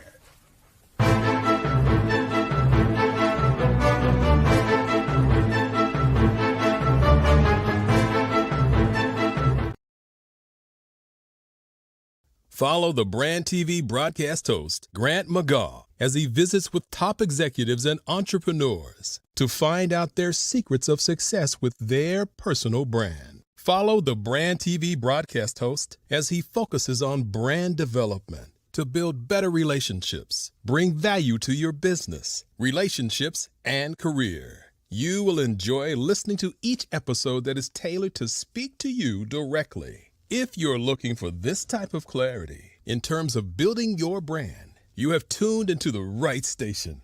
Each episode will help you to shape a conversation in the 5-star BDM network of 20,000 professionals and become a springboard for your corporate engagement and business opportunities. Each guest will frame their story in the areas of personal branding, business development, career development, financial empowerment, and technology innovation. Grant McGaugh explains why he is the CEO and owner of his own professional career. Grant is an accomplished business leader and entrepreneur who wants to give back to individuals to grow their personal brand strategy. Tune in as he weaves his story about new possibilities, while to you exceed expectations. If you love storytelling, this show will make for fun. Did you know that approximately 333.34 million businesses exist today, according to a report from 2021? And you may be one of those businesses, or maybe you're not in the business market yet, but you're aspiring to be a business owner. Well, guess what? You're in the right place at the right time. Because let's face it, everything is about timing and opportunity. Hi, my name is Dr. Lotus Richey, and I'm the CEO and founder of the Lotus Richey Coaching and Consulting LLC, along with the Lotus Richey Ignite Show. 15 minutes of success with Dr. Lotus Richey, as well as books to boom your business and bring who you are.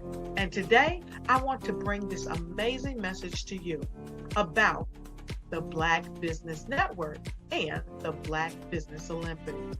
See, the Black Business Network and the Black Business Olympics is designed to help people just like you, that's right, that look like me, to take their business to the next level, not just in your front yard or your backyard, but globally. The Black Business Network and Black Business Olympics is designed not to just help you survive, but to help you thrive. So join us today as we come together with businesses all around the world to support our students, our children, our young teens, our young entrepreneurs. What we do is we come together to help raise funds for students who are aspiring to be business entrepreneurs, who are aspiring and who are thriving in college. We endow them with a wonderful opportunity to gain scholarship of either a laptop or several thousands of dollars. And we invite you to help be a contributor to this amazing opportunity to help someone that looks just like you. So join us today at our website and let us connect with you and help you ignite and take flight in every area of your life on the Black Business Network and the Black Business Olympics. I'll see you on the other side.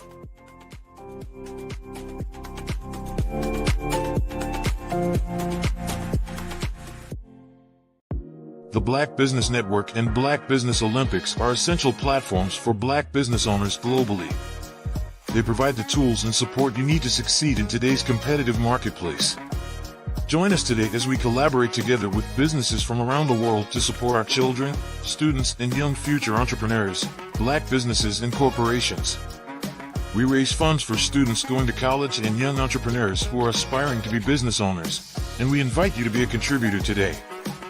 Visit the website www.blackbusinessexpousa.com to connect with and learn more about how the Black Business Network and Black Business Olympics can help you not only share your amazing business story to businesses, but also serve future generations. Hello, my name is David Jones, CEO and co-founder of the Hello LLC, where we help businesses build a culture, brand and experience, and leverage technology to pivot into Web3. Join the Black Business Network streaming live into Roku, Metaverse, STEM City, Black Multiverse Enterprises, Hulu, YouTube, iHeartRadio, Apple, Facebook, LinkedIn, Spotify, Twitch, and Google Podcasts. Tune in, turn on, and let's thrive.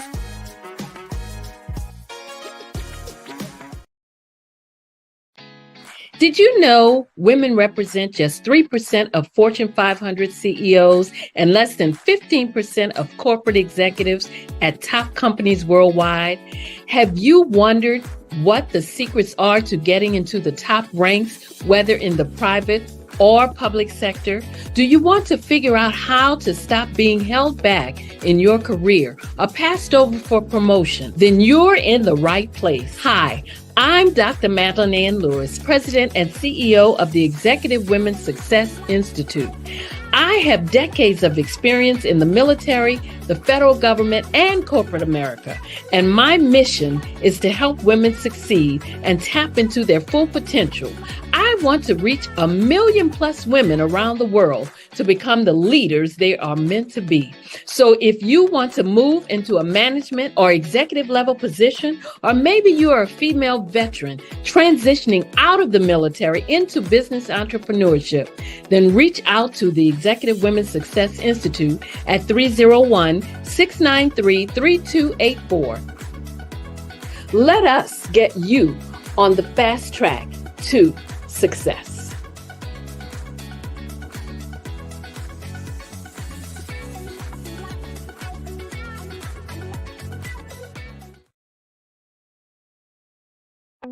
Hello, I am Dr. Eric Kelly III, the visionary strategist and founder of the Black Business Olympics. I invite you to showcase your Black-owned businesses on the Black Business Network global stage. The Black Business Olympics is a global Black Business Network platform that propels Black-owned businesses into the international spotlight. By showcasing your business on the Black Business Olympics platforms, you can reach a worldwide audience of potential customers, partners, and investors. You can also establish yourself as a thought leader and expert in your field, attract lucrative partnerships, and and more speaking engagements. In addition, the Black Business Olympics platform provides a valuable opportunity to connect and collaborate with like-minded entrepreneurs and business professionals from around the world. This can lead to new business opportunities, ideas, and relationships. Finally, by sharing your story and expertise on the Black Business Olympics platform, you can inspire and empower others. This is a powerful way to make a positive impact on the world and leave a lasting legacy. If you are a Black-owned business owner, I encourage you to seize the opportunity to showcase your business on the Black Business Olympics platform. It is a once-in-a-lifetime opportunity to make an indelible mark on the world. Be one of the 1,000 visionary entrepreneurs who are changing students' lives, shaping industries, and leaving an unforgettable legacy for their families. Unleash your voice on our global stage and watch your business thrive. Black Business Olympics is one of the largest Black business showcases in the history of Black business in the world. Yes, the entire world. Just give me a call today at 919-308-9090.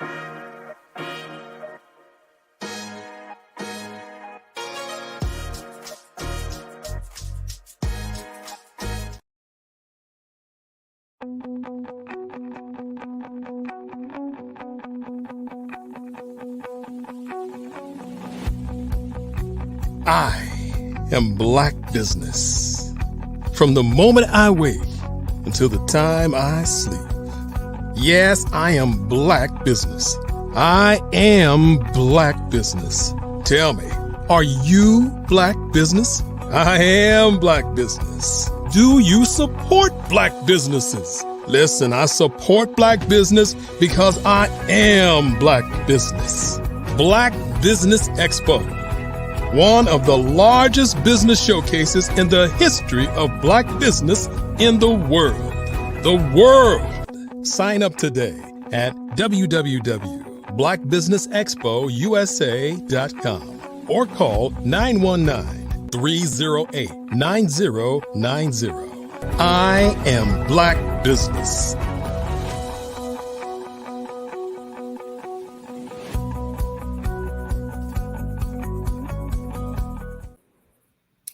Good afternoon. Good afternoon, business owners, entrepreneurs, thought leaders, and corporations. Welcome to the Black Business Network. My name is Eartha Watts Hicks. I am the CEO of Eartha Tone Enterprises and Eartha Tone Books, publisher of Love Changes, Graffiti Mural, and The Planner is a Girl's Best Friend, as well as a freelance writer, editor, and PR writer and affiliate for blackpr.com.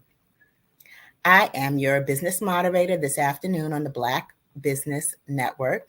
Black Business Network is a 24-hour business network showcasing Black businesses, business owners, entrepreneurs, and thought leaders worldwide. Now, we have speakers from North Carolina, London, Singapore, Africa, Japan, and cities all over the United States. The Black Business Network is a global community sharing its business knowledge to empower, inspire, and educate businesses about business. Our next speaker is Favor Obisek. Favor Obisek is the founder of Work and Play Entertainment and a 5-year podcast host of WeDon'tPlayPodcast.com, where the primary goal is to inspire, entertain, and educate others on the boundless value of problem-solving solutions, innovative products, and marketing and advertising, implementing strategies using applied SEO, which is search engine optimization technology. So I present to you Favor Obisek. Thank you so much for having me here. No. Good afternoon, Favor, and welcome. Welcome to the Black Business Network. Thank you. Thank you so much for having me. You're welcome. And genius is common, and I will see you on the other side. Yes.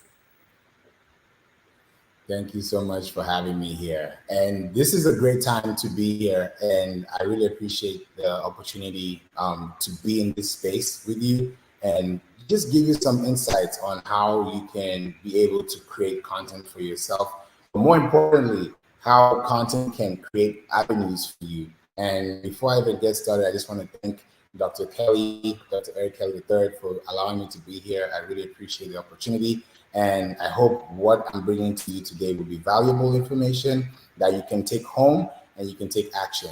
So today, what I want to tell you about is basically handling information on how you can use podcasting to elevate your brand. How can you use podcasting to become an authority in your niche? How can you use podcasting to be a voice to your community? How can you use podcasting to be the best person out there that's being listened to, that someone can connect with? Now, if you've never thought about podcasting before, this is the time to think about podcasting. Because I don't know if you're aware of this, but according to listennotes.com, with 2 N's, there are only 3.3 plus million podcasts in the world. And look at these numbers. Out of 3.3 million podcasts in the world, only 1 million of those podcasts are podcasts that were released in 2020. So out of the podcasts that were released in 2020, ask yourself this question. Where were you in that million? Are you the person that was creating content? Are you the person that was making the content? Are you the person that was being interviewed in the content? Now, for you to ask that question, you have to ask another question. Where was I when things were happening? When it comes to content, when it comes to distribution, when it comes to technology, right? So in this 3 million podcasts that we have in the world activated to us today, 1 million of those podcasts were released in 2020. But here's a caveat. Out of 3 million podcasts in the world, only 13.2% of podcasts in the world are active. They're available, but they're not active. Meaning, not everybody finishes 10 episodes. Not everybody gets to 25 episodes. Not everyone gets to 50 episodes. Not everyone gets to 100 episodes. The drop from having 8 episodes to 100 episodes drops from 54% market share to 6% market share. So what does that tell you? If you want to be in the top 1%, the top 5%, the top 6%, you have to think about being on a podcast, because not everybody is on a podcast. Everybody could be on a podcast, but not everybody's like you. So in today's room today, for you to listen to what I'm talking about when it comes to podcasting, think about yourself. Think about where you are today. I'll give you a story about myself, because I'm sure you're wondering, okay, what is he talking about? Where is he going with this information? I'll give you a little story about myself. When I started my podcast is called We Don't Play, right? I intentionally used the word we because I did not want myself to be in the picture. I wanted it to be everybody plus me, but I didn't want myself to be the only one in that picture. So I created a platform called We Don't Play to show that we do not play with our time. We don't play with events. We don't play with money. We don't play with things that are sentimental to us. Other than that, we work hard for the things that we do. You know, if you don't work, you don't eat. If you don't work, you don't play. It's a biblical scripture. It's a biblical principle, right? So we created that thing called We Don't Play so that you can also come on board, listen to stories from other people than myself to learn more about how you can help yourself become better for your world. That's what we're creating here called We Don't Play. And because I created that in 2019, fast forward down to 2024, we're 5 years in, and now we are able to teach other people how they can be able to scale their podcast, how they can monetize their podcast, how they can even start a podcast. Right now, if you are serious about the future, especially now with artificial intelligence coming into play, you as a business owner, as a Black business owner that's listening to me, if you are thinking about where do I spend my next half of the year, where do I spend my money? Where do I spend my time? Where do I spend my efforts? It should be in a podcast. Now, let me ask you this question. It's a rhetorical question. When was the last time you did something new for the first time? If you haven't answered that question immediately and you have to think about that question, you have to think about the answer to that question before you answer that question. Because starting something new can be hard. it can be stressful, it can be daunting, it can be all over the place. But if you think about the value that you're giving the person that's listening to you, your life will change. I'll give you another story that just happened not too long ago. We have a client, and one of our clients, she was having a problem with sleeping. And I'm a musician, so I make music, I make jingles, I make records, and I've been able to incorporate that into podcasting with original music. So I put out music because I was making a jingle for a client for a podcast. This was a few weeks ago, just a few weeks ago, about 2 weeks ago, and I was getting on a call with this client, right? And she was like, "Oh, I was not able to sleep last night. I was so tired. I was so busy taking the kids, this and that. It was so stressful for her." But guess what? I made a song, I made an instrumental, and I put it out on TikTok. I put it out on Instagram. I thought it was just a song. I thought it was just an instrumental. Yeah, it's a musical piece. Everybody can listen to it and go away and like away. Great. Why I'm bringing this information to you is because of what she told me. We got on the call, and she told me, "Favor, I was not able to sleep last night, but because I was able to bump into your music on my feed, that allowed me to sleep." She was able to sleep around 3 a.m. just because of listening to a song, an instrumental, something that was able to impact someone's life. That's just sonical. That's just sonics. So if you think about yourself and you think about the words that you're telling people around you, because every day, I'm sure by now, if you look at the time, you probably talk to 1 or 2 people by now, just in your day alone. Imagine if that information that you were telling that person that was so important was packaged into a podcast, into an audio file, into an MP3, into a WAV format that you can send to anywhere in the world, and people are listening to you for free. That's the best part. They're listening to you for free. You don't pay for radio. You listen to radio. You just turn on the radio. You don't pay for podcasts. You listen to podcasts. So if someone's looking for your information and they want to learn from you, how are they going to learn from you if they can't learn from themselves?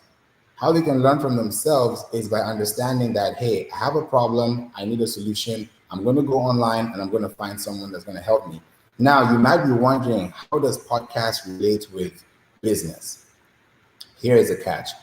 Whenever you run a business, the whole point of a business is to run and make money, right? It's to be a profitable business. But as you're a profitable business, you have to think about the moving parts. You have to think about your name. You have to think about the format. You have to think about your style, right? There are different podcast styles. I'm not sure if you're aware, but there are different types of podcast styles. There are 5 different types of styles, and I'll run through them really quickly for you. The first style, right? The first style is solo interviews, right? When you have a solo interview, it means that you are creating content for people, right? When you have a solo interview, it means that, like right now, this is solo. It's just myself, just listening to me. If I had a co-host next to me, that would be the second section. That's a co-host, right? The third one is pretty much a round table, more than one person, more than 2 people, right? That's 3 or more, 2 or more. That's a round table, right? Like a panel discussion, that's a round table discussion. That is also considered as a podcast style. So you have solo, you have co-host, you have round table. You can also have interview style, right? Interview style could be one-on-one. It could be you versus the other person versus you, right? The fourth one is what I just mentioned right now. And then the 5th one is content repurposing. So I'll break it down again. Solo, interviews, roundtable, co-host, and content repurposing. You can flip them anyhow you want to. It's up to you. But the goal is to pick out on 1 or 2. Because when you pick out on 1 or 2, what starts to happen to you is that you start to create intention for people to find you, right? On Google alone, today as we speak, I'm sure you've used Google today. At some point of your day, you've probably used Google to search for something really quickly, and you're out the door, right? Now, with Google, you're part of the 8.5 billion searches that are happening a day, right? On Google search. Out of those 8.5 billion searches a day, 15% of those searches are new. So if you do the math, 15% of 8.5 billion searches, right? And then you do 1% of the 15%, right? You have to think about that number, that sweet spot number. That's your niche, because you're a business, right?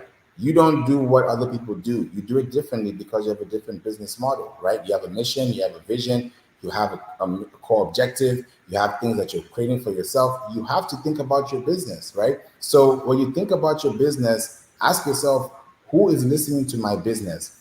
2 years from now, 5 years from now, where can you send someone easily that they don't have to pay for anything to find your content relevant for the time that you're having with them? The only place I can see is podcasts. Why? Because podcasting, if we're really paying attention to the way we are moving in the times we're in right now, podcasting is a great way to have intellectual property. Because if you're building, and this is why I'm so passionate about this, is because I want you to own your own property. I want you to own your own intellectual property. Why am I saying that? Because your intellectual property is an asset, and an asset has value, and that value appreciates over time. So the timeline or the time span, or I can even say the shelf life of a podcast is 24 months. That's the same amount of shelf life time a blog has. But here's the difference. A blog is in the billions. There are billions of blogs, right? On the web. You can search billions of pages right now on the web. Just alone, type in insurance, type in cars, type in marketing, type in food. You will see billions of searches. Right under the search bar, it will tell you the number of results that you see there. So how do you show up in the midst of that huge sea? The goal is SEO. It's podcasting. Because if someone is typing something that you can solve, and then they find you as a result, then that is what you've been talking about the whole time. People kind of put podcasts, they put SEO, they put digital marketing, they put social media in like different buckets. Like these are all different parts of the body when we're all one body. You can't put one arm on one side, you put your head on the other side, you put your tongue on the other side, and then you put your feet on the other side. It doesn't work. It's one body. The body cannot function without the other part. So if you want to function as a business, have an intellectual property model that allows you to scale that model and then take the information from that model and go into social media and exchange that with other people. You're exchanging with leverage. When you're exchanging with leverage, you have equity. You don't have really any equity if you're creating content and all you see that is your content on YouTube, your content is on Instagram, your content is on Facebook, your content is on TikTok, and all of a sudden you can't do anything past that. So if you're creating content, you want to create content that is lasting long, because that lasting content can stand the test of time. I'm speaking from experience. We're in 2024 today. What this can earn you can be something that you won't have to pay for years from now. If you just invest in a year of just creating a podcast, building a podcast, you can grow so far. You can really go so far. Do you know why you can go so far? Because you have a voice, and voice is a sound wave. That even God created the world with "let there be light." That's a voice. That's a word. So if you have the same voice and you know whose you are, right? Then you can come out strong and say, "Hey, I have a voice too. I have a product. I have a business. I have a goal. I have a structure." And you can tell people. People will not believe you until you believe it yourself. But the problem is everybody's running on social media trying to post away. Instead of posting from within and then coming out with your content assets from your website, you're doing the reverse. And that's what most people are doing, posting on social media, trying to go viral, trying to push here, trying to push there. You can't grow on social media if you don't have a website.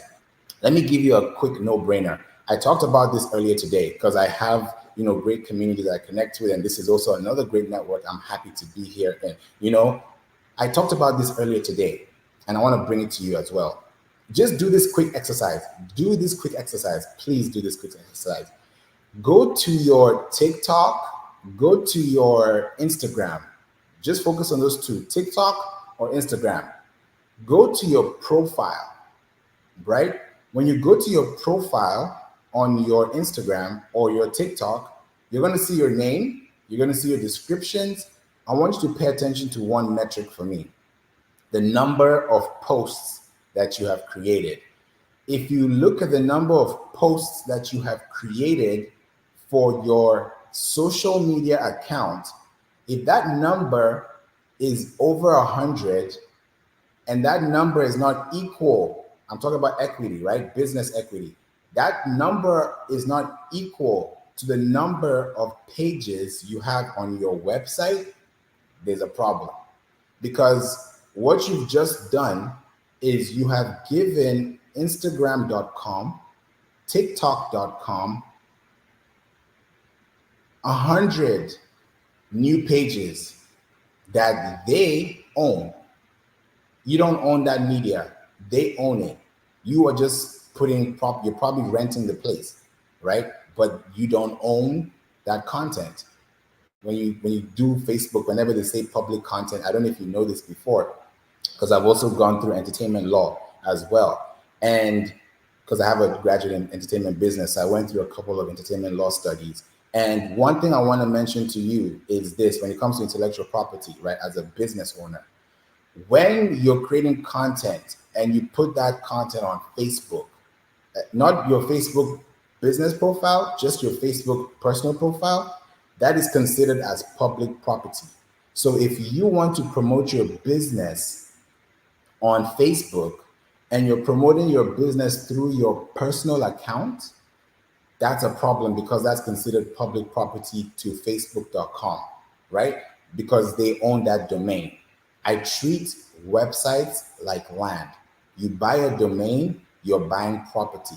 You're buying a virtual address, you're buying a commodity, you're buying inventory, you're buying something. That's an expense. You can write off that expense at the end of the year as a business expense. So when you have a website, that website should not just be sitting on a platform. It should be doing numbers for you. It should be gathering data for you. The only way you can gather data like that at that capacity, at that stretch, is if you're able to focus on your IP model, create content, and ask questions, right? Because those 100 pages you have on Instagram, those 100 posts you have on TikTok, you don't own them. You really don't own them. There are 4 types of media, right? When it comes to media, there are 4 types of media.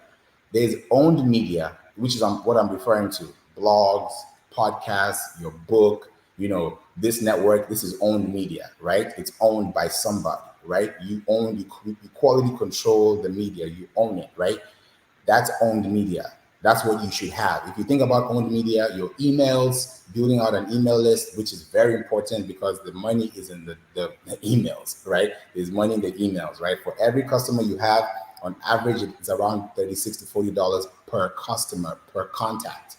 That's the value of your customer, right? And that can go up anytime. That's just an average number within different industries. So you have to think about your owned media. What are you owning? What can you exchange? If you sell your business today, what are you selling? Are you going to sell your Instagram page, or are you going to sell your podcast library? Are you going to sell your book, or are you going to sell a page of your book? It's for you to decide.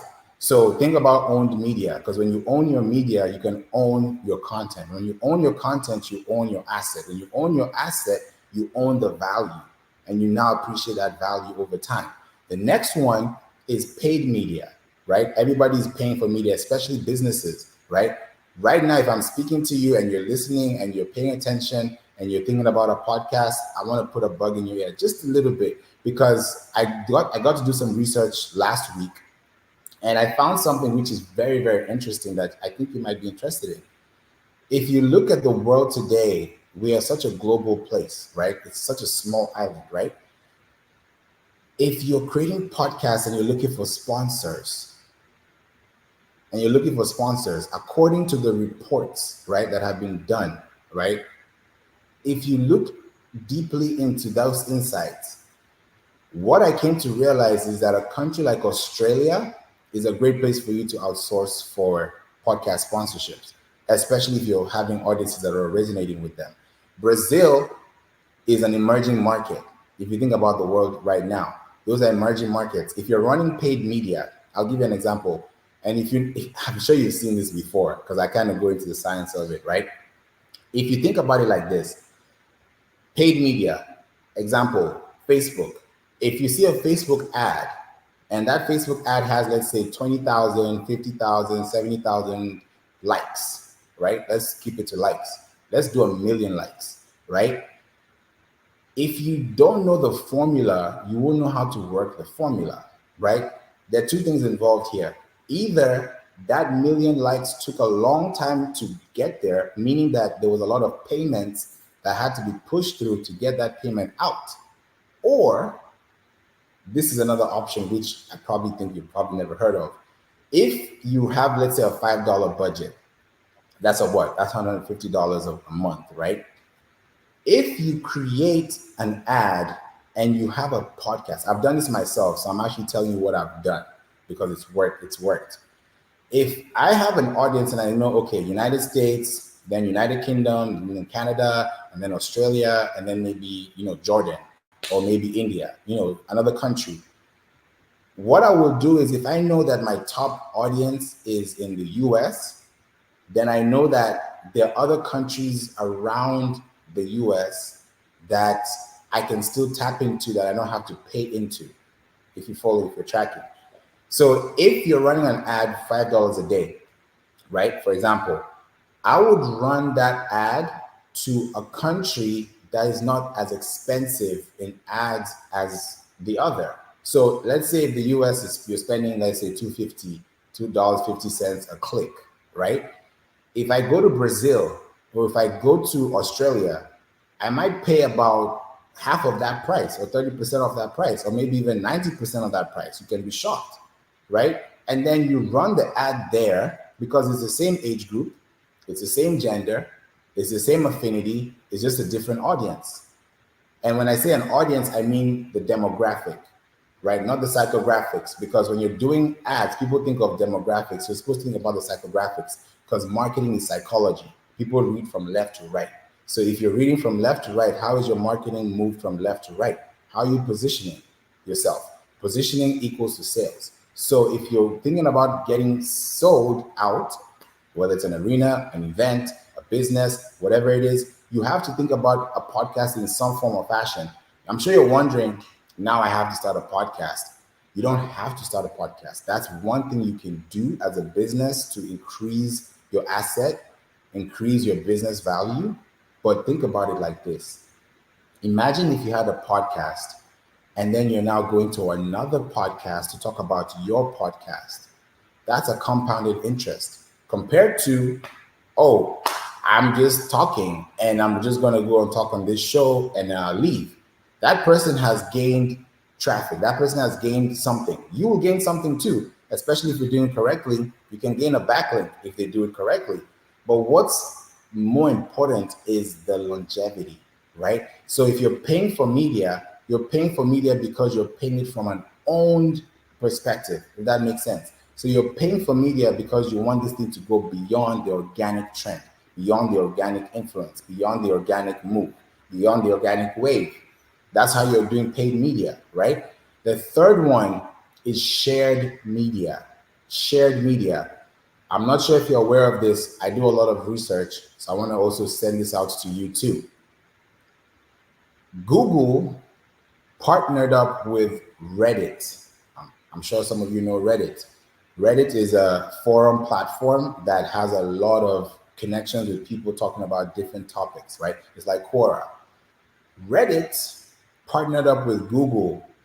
Now, let me go a little bit into AI, artificial intelligence. Gemini AI is Google's AI model, right? We know about Gemini AI right now. You can use, they used to be called Google Bard, and now they dropped the Bard and then they turn it into Gemini. Now, this is the interesting part. Reddit have their own AI. It's called Vortex. So Gemini and Vortex are talking to each other about you. So where are you in the map? Where are you on the map? Where are you within the map? If you're not on the map, if you're not in the map, if you're not within the map, then you're outside the map. And what do I mean by outside the map? It means that nobody can find you if they search for you. And how are they not finding you? Because you don't have links. And those links are not connected to social platforms, right? They're not sharing media. When you have a podcast, you're sharing media because you can be on Apple, you can be on Spotify, you can be on iHeart, you can be on YouTube, you can be on Google, you can be anywhere at the same time with one click of a button. Isn't that easier than posting 3 times a day on social media trying to get somebody to follow you or someone to like you? You can do that. That's giving you more content, but you're taking that content from somewhere. Look at the big guys. Look at CNN. Look at Bloomberg Report. Look at even go to TMZ. Go to the Shade Room. Go anywhere, a news site, and then go to their social media. What that question I asked you in the beginning, look at the number of posts and then match that up to the number of links you have. If you go to CNN's Instagram right now, every post that CNN has posted has a link attached to it. They'll tell you, this is a story, click the link in our bio to read more. You click on the link, you have access to CNN.com. You have a page there. TMZ, they do the same thing. Other platforms do the same thing. So why are you not doing the same thing? That's my question. And people even go beyond that. NPR, they go beyond that and do a podcast, right? To double up on their efforts. Gone are the days when you can just rank on Google search with just text. It's turned into a multi-modal level. In other words, text, audio, video, TAV, text, audio, video. If you're not in any of these 3, especially audio, you're missing the bus, the big bus. Because AI is going to sweep your content away. No one's going to see you. No one's going to know that you even exist because there are already 1.9 billion websites in the world right now. So how does your website stand out? How you stand out is by being outstanding. And how do you be outstanding? By doubling up on your efforts, doubling down on your work. How do you do that? By creating content. Now you're going to ask me, how do I start creating content?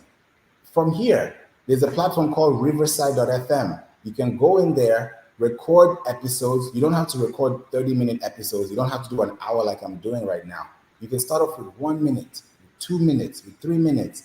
Drop them every day. That's 365 minutes in 365 days. If you can do that consistently and you put out content, come to me next year and tell me that it didn't work and we can talk about it. But I want you to understand that this is something important to look at. The fourth one, and this is my last point, the fourth type of media is earned media. I'll give you a case study, a live case study. Today is May 31st, right? From May 1st to May 31st, I have been talking. I have been speaking for at least 1 hour a day on a platform called Clubhouse, right?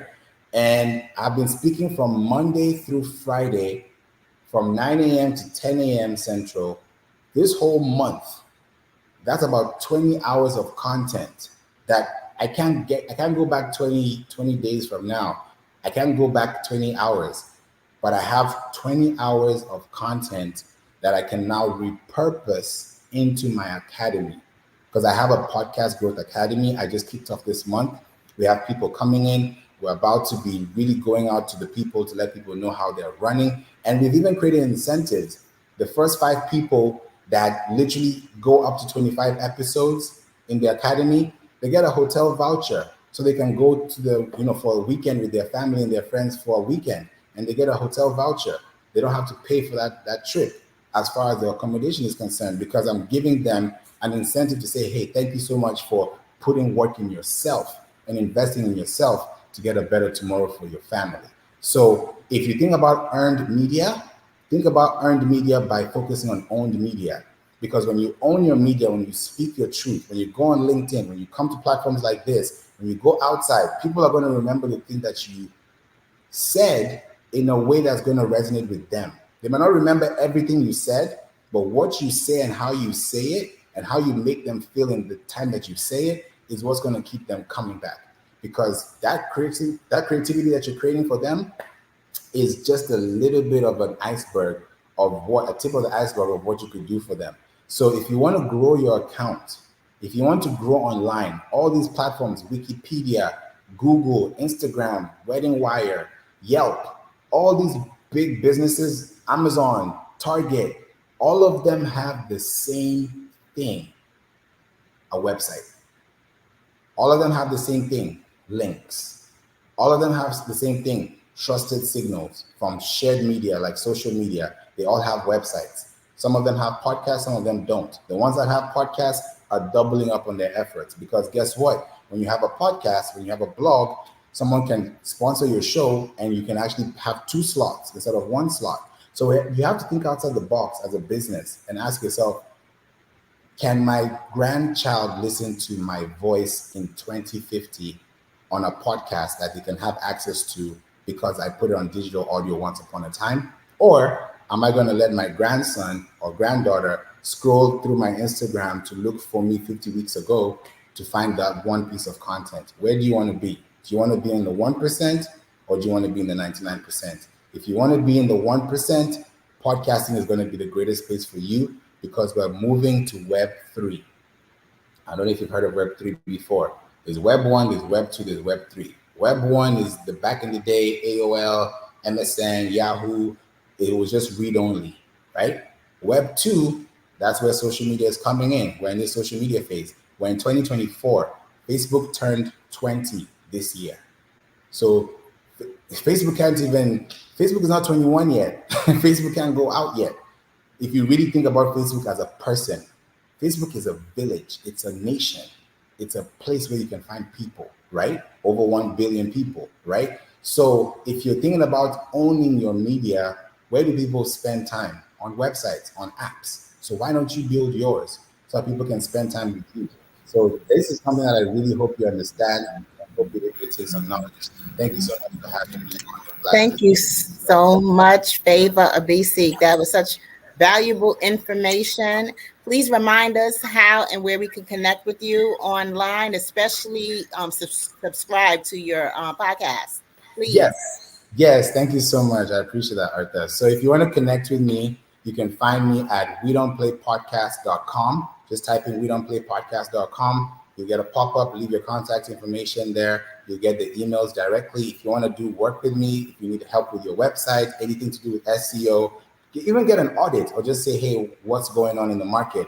Reach out to me, connect with me on LinkedIn. Exactly how you see my name in here is Favor Obasike. Reach out to me, please, and I'll be able to connect with you on LinkedIn. We can have some coffee, talk about some business, and we can see how to make your business thrive in 2024. Thank you so much, Favor Abisek. Genius is coming, and I will see you on the other side. Thank you for having me. Wow. That was definitely inspiring, and it's good to know. So, if you have time, look at that whole segment again and take some notes, because a lot of powerful and useful information there.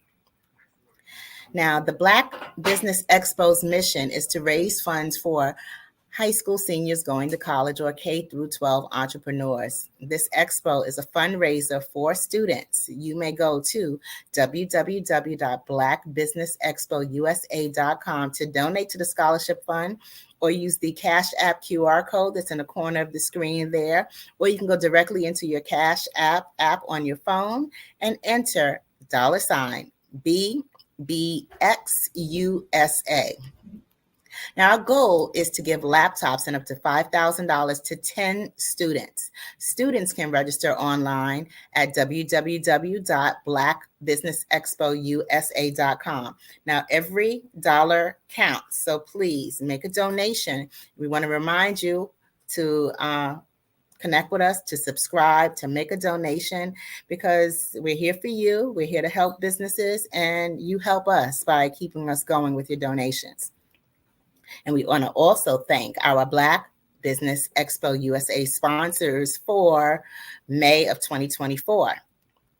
NC 100, Moody Capital Partners, Suede Soul, Lotus Riche's Coaching and Training, Carolina, Virginia, Minority Suppliers Development Council, Step Management, BHS and Associates, Margie McLean Foundation Incorporated, Genius is Common, Earth Essentials, Mullane Shani Global, Executive Women's Success Institute, The Quality Coaching Company, Superwoman Business Services, Creative Force Studios, Lee Entertainment, Artistic App Design, Black Business Expo USA.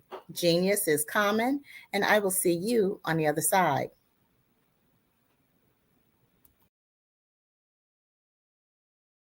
The Black Business Expo's mission is to raise funds for high school seniors going to college or K-12 entrepreneurs.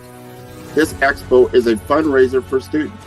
Please, you may go to www.blackbusinessexpousa.com to donate to the scholarship fund or use the Cash App at $BBXUSA. Our goal is to give laptops and up to $5,000 to 10 students. Students can register online at www.blackbusinessexpousa.com. Every dollar counts. Please donate to the Black Business Expo USA Scholarship Fund.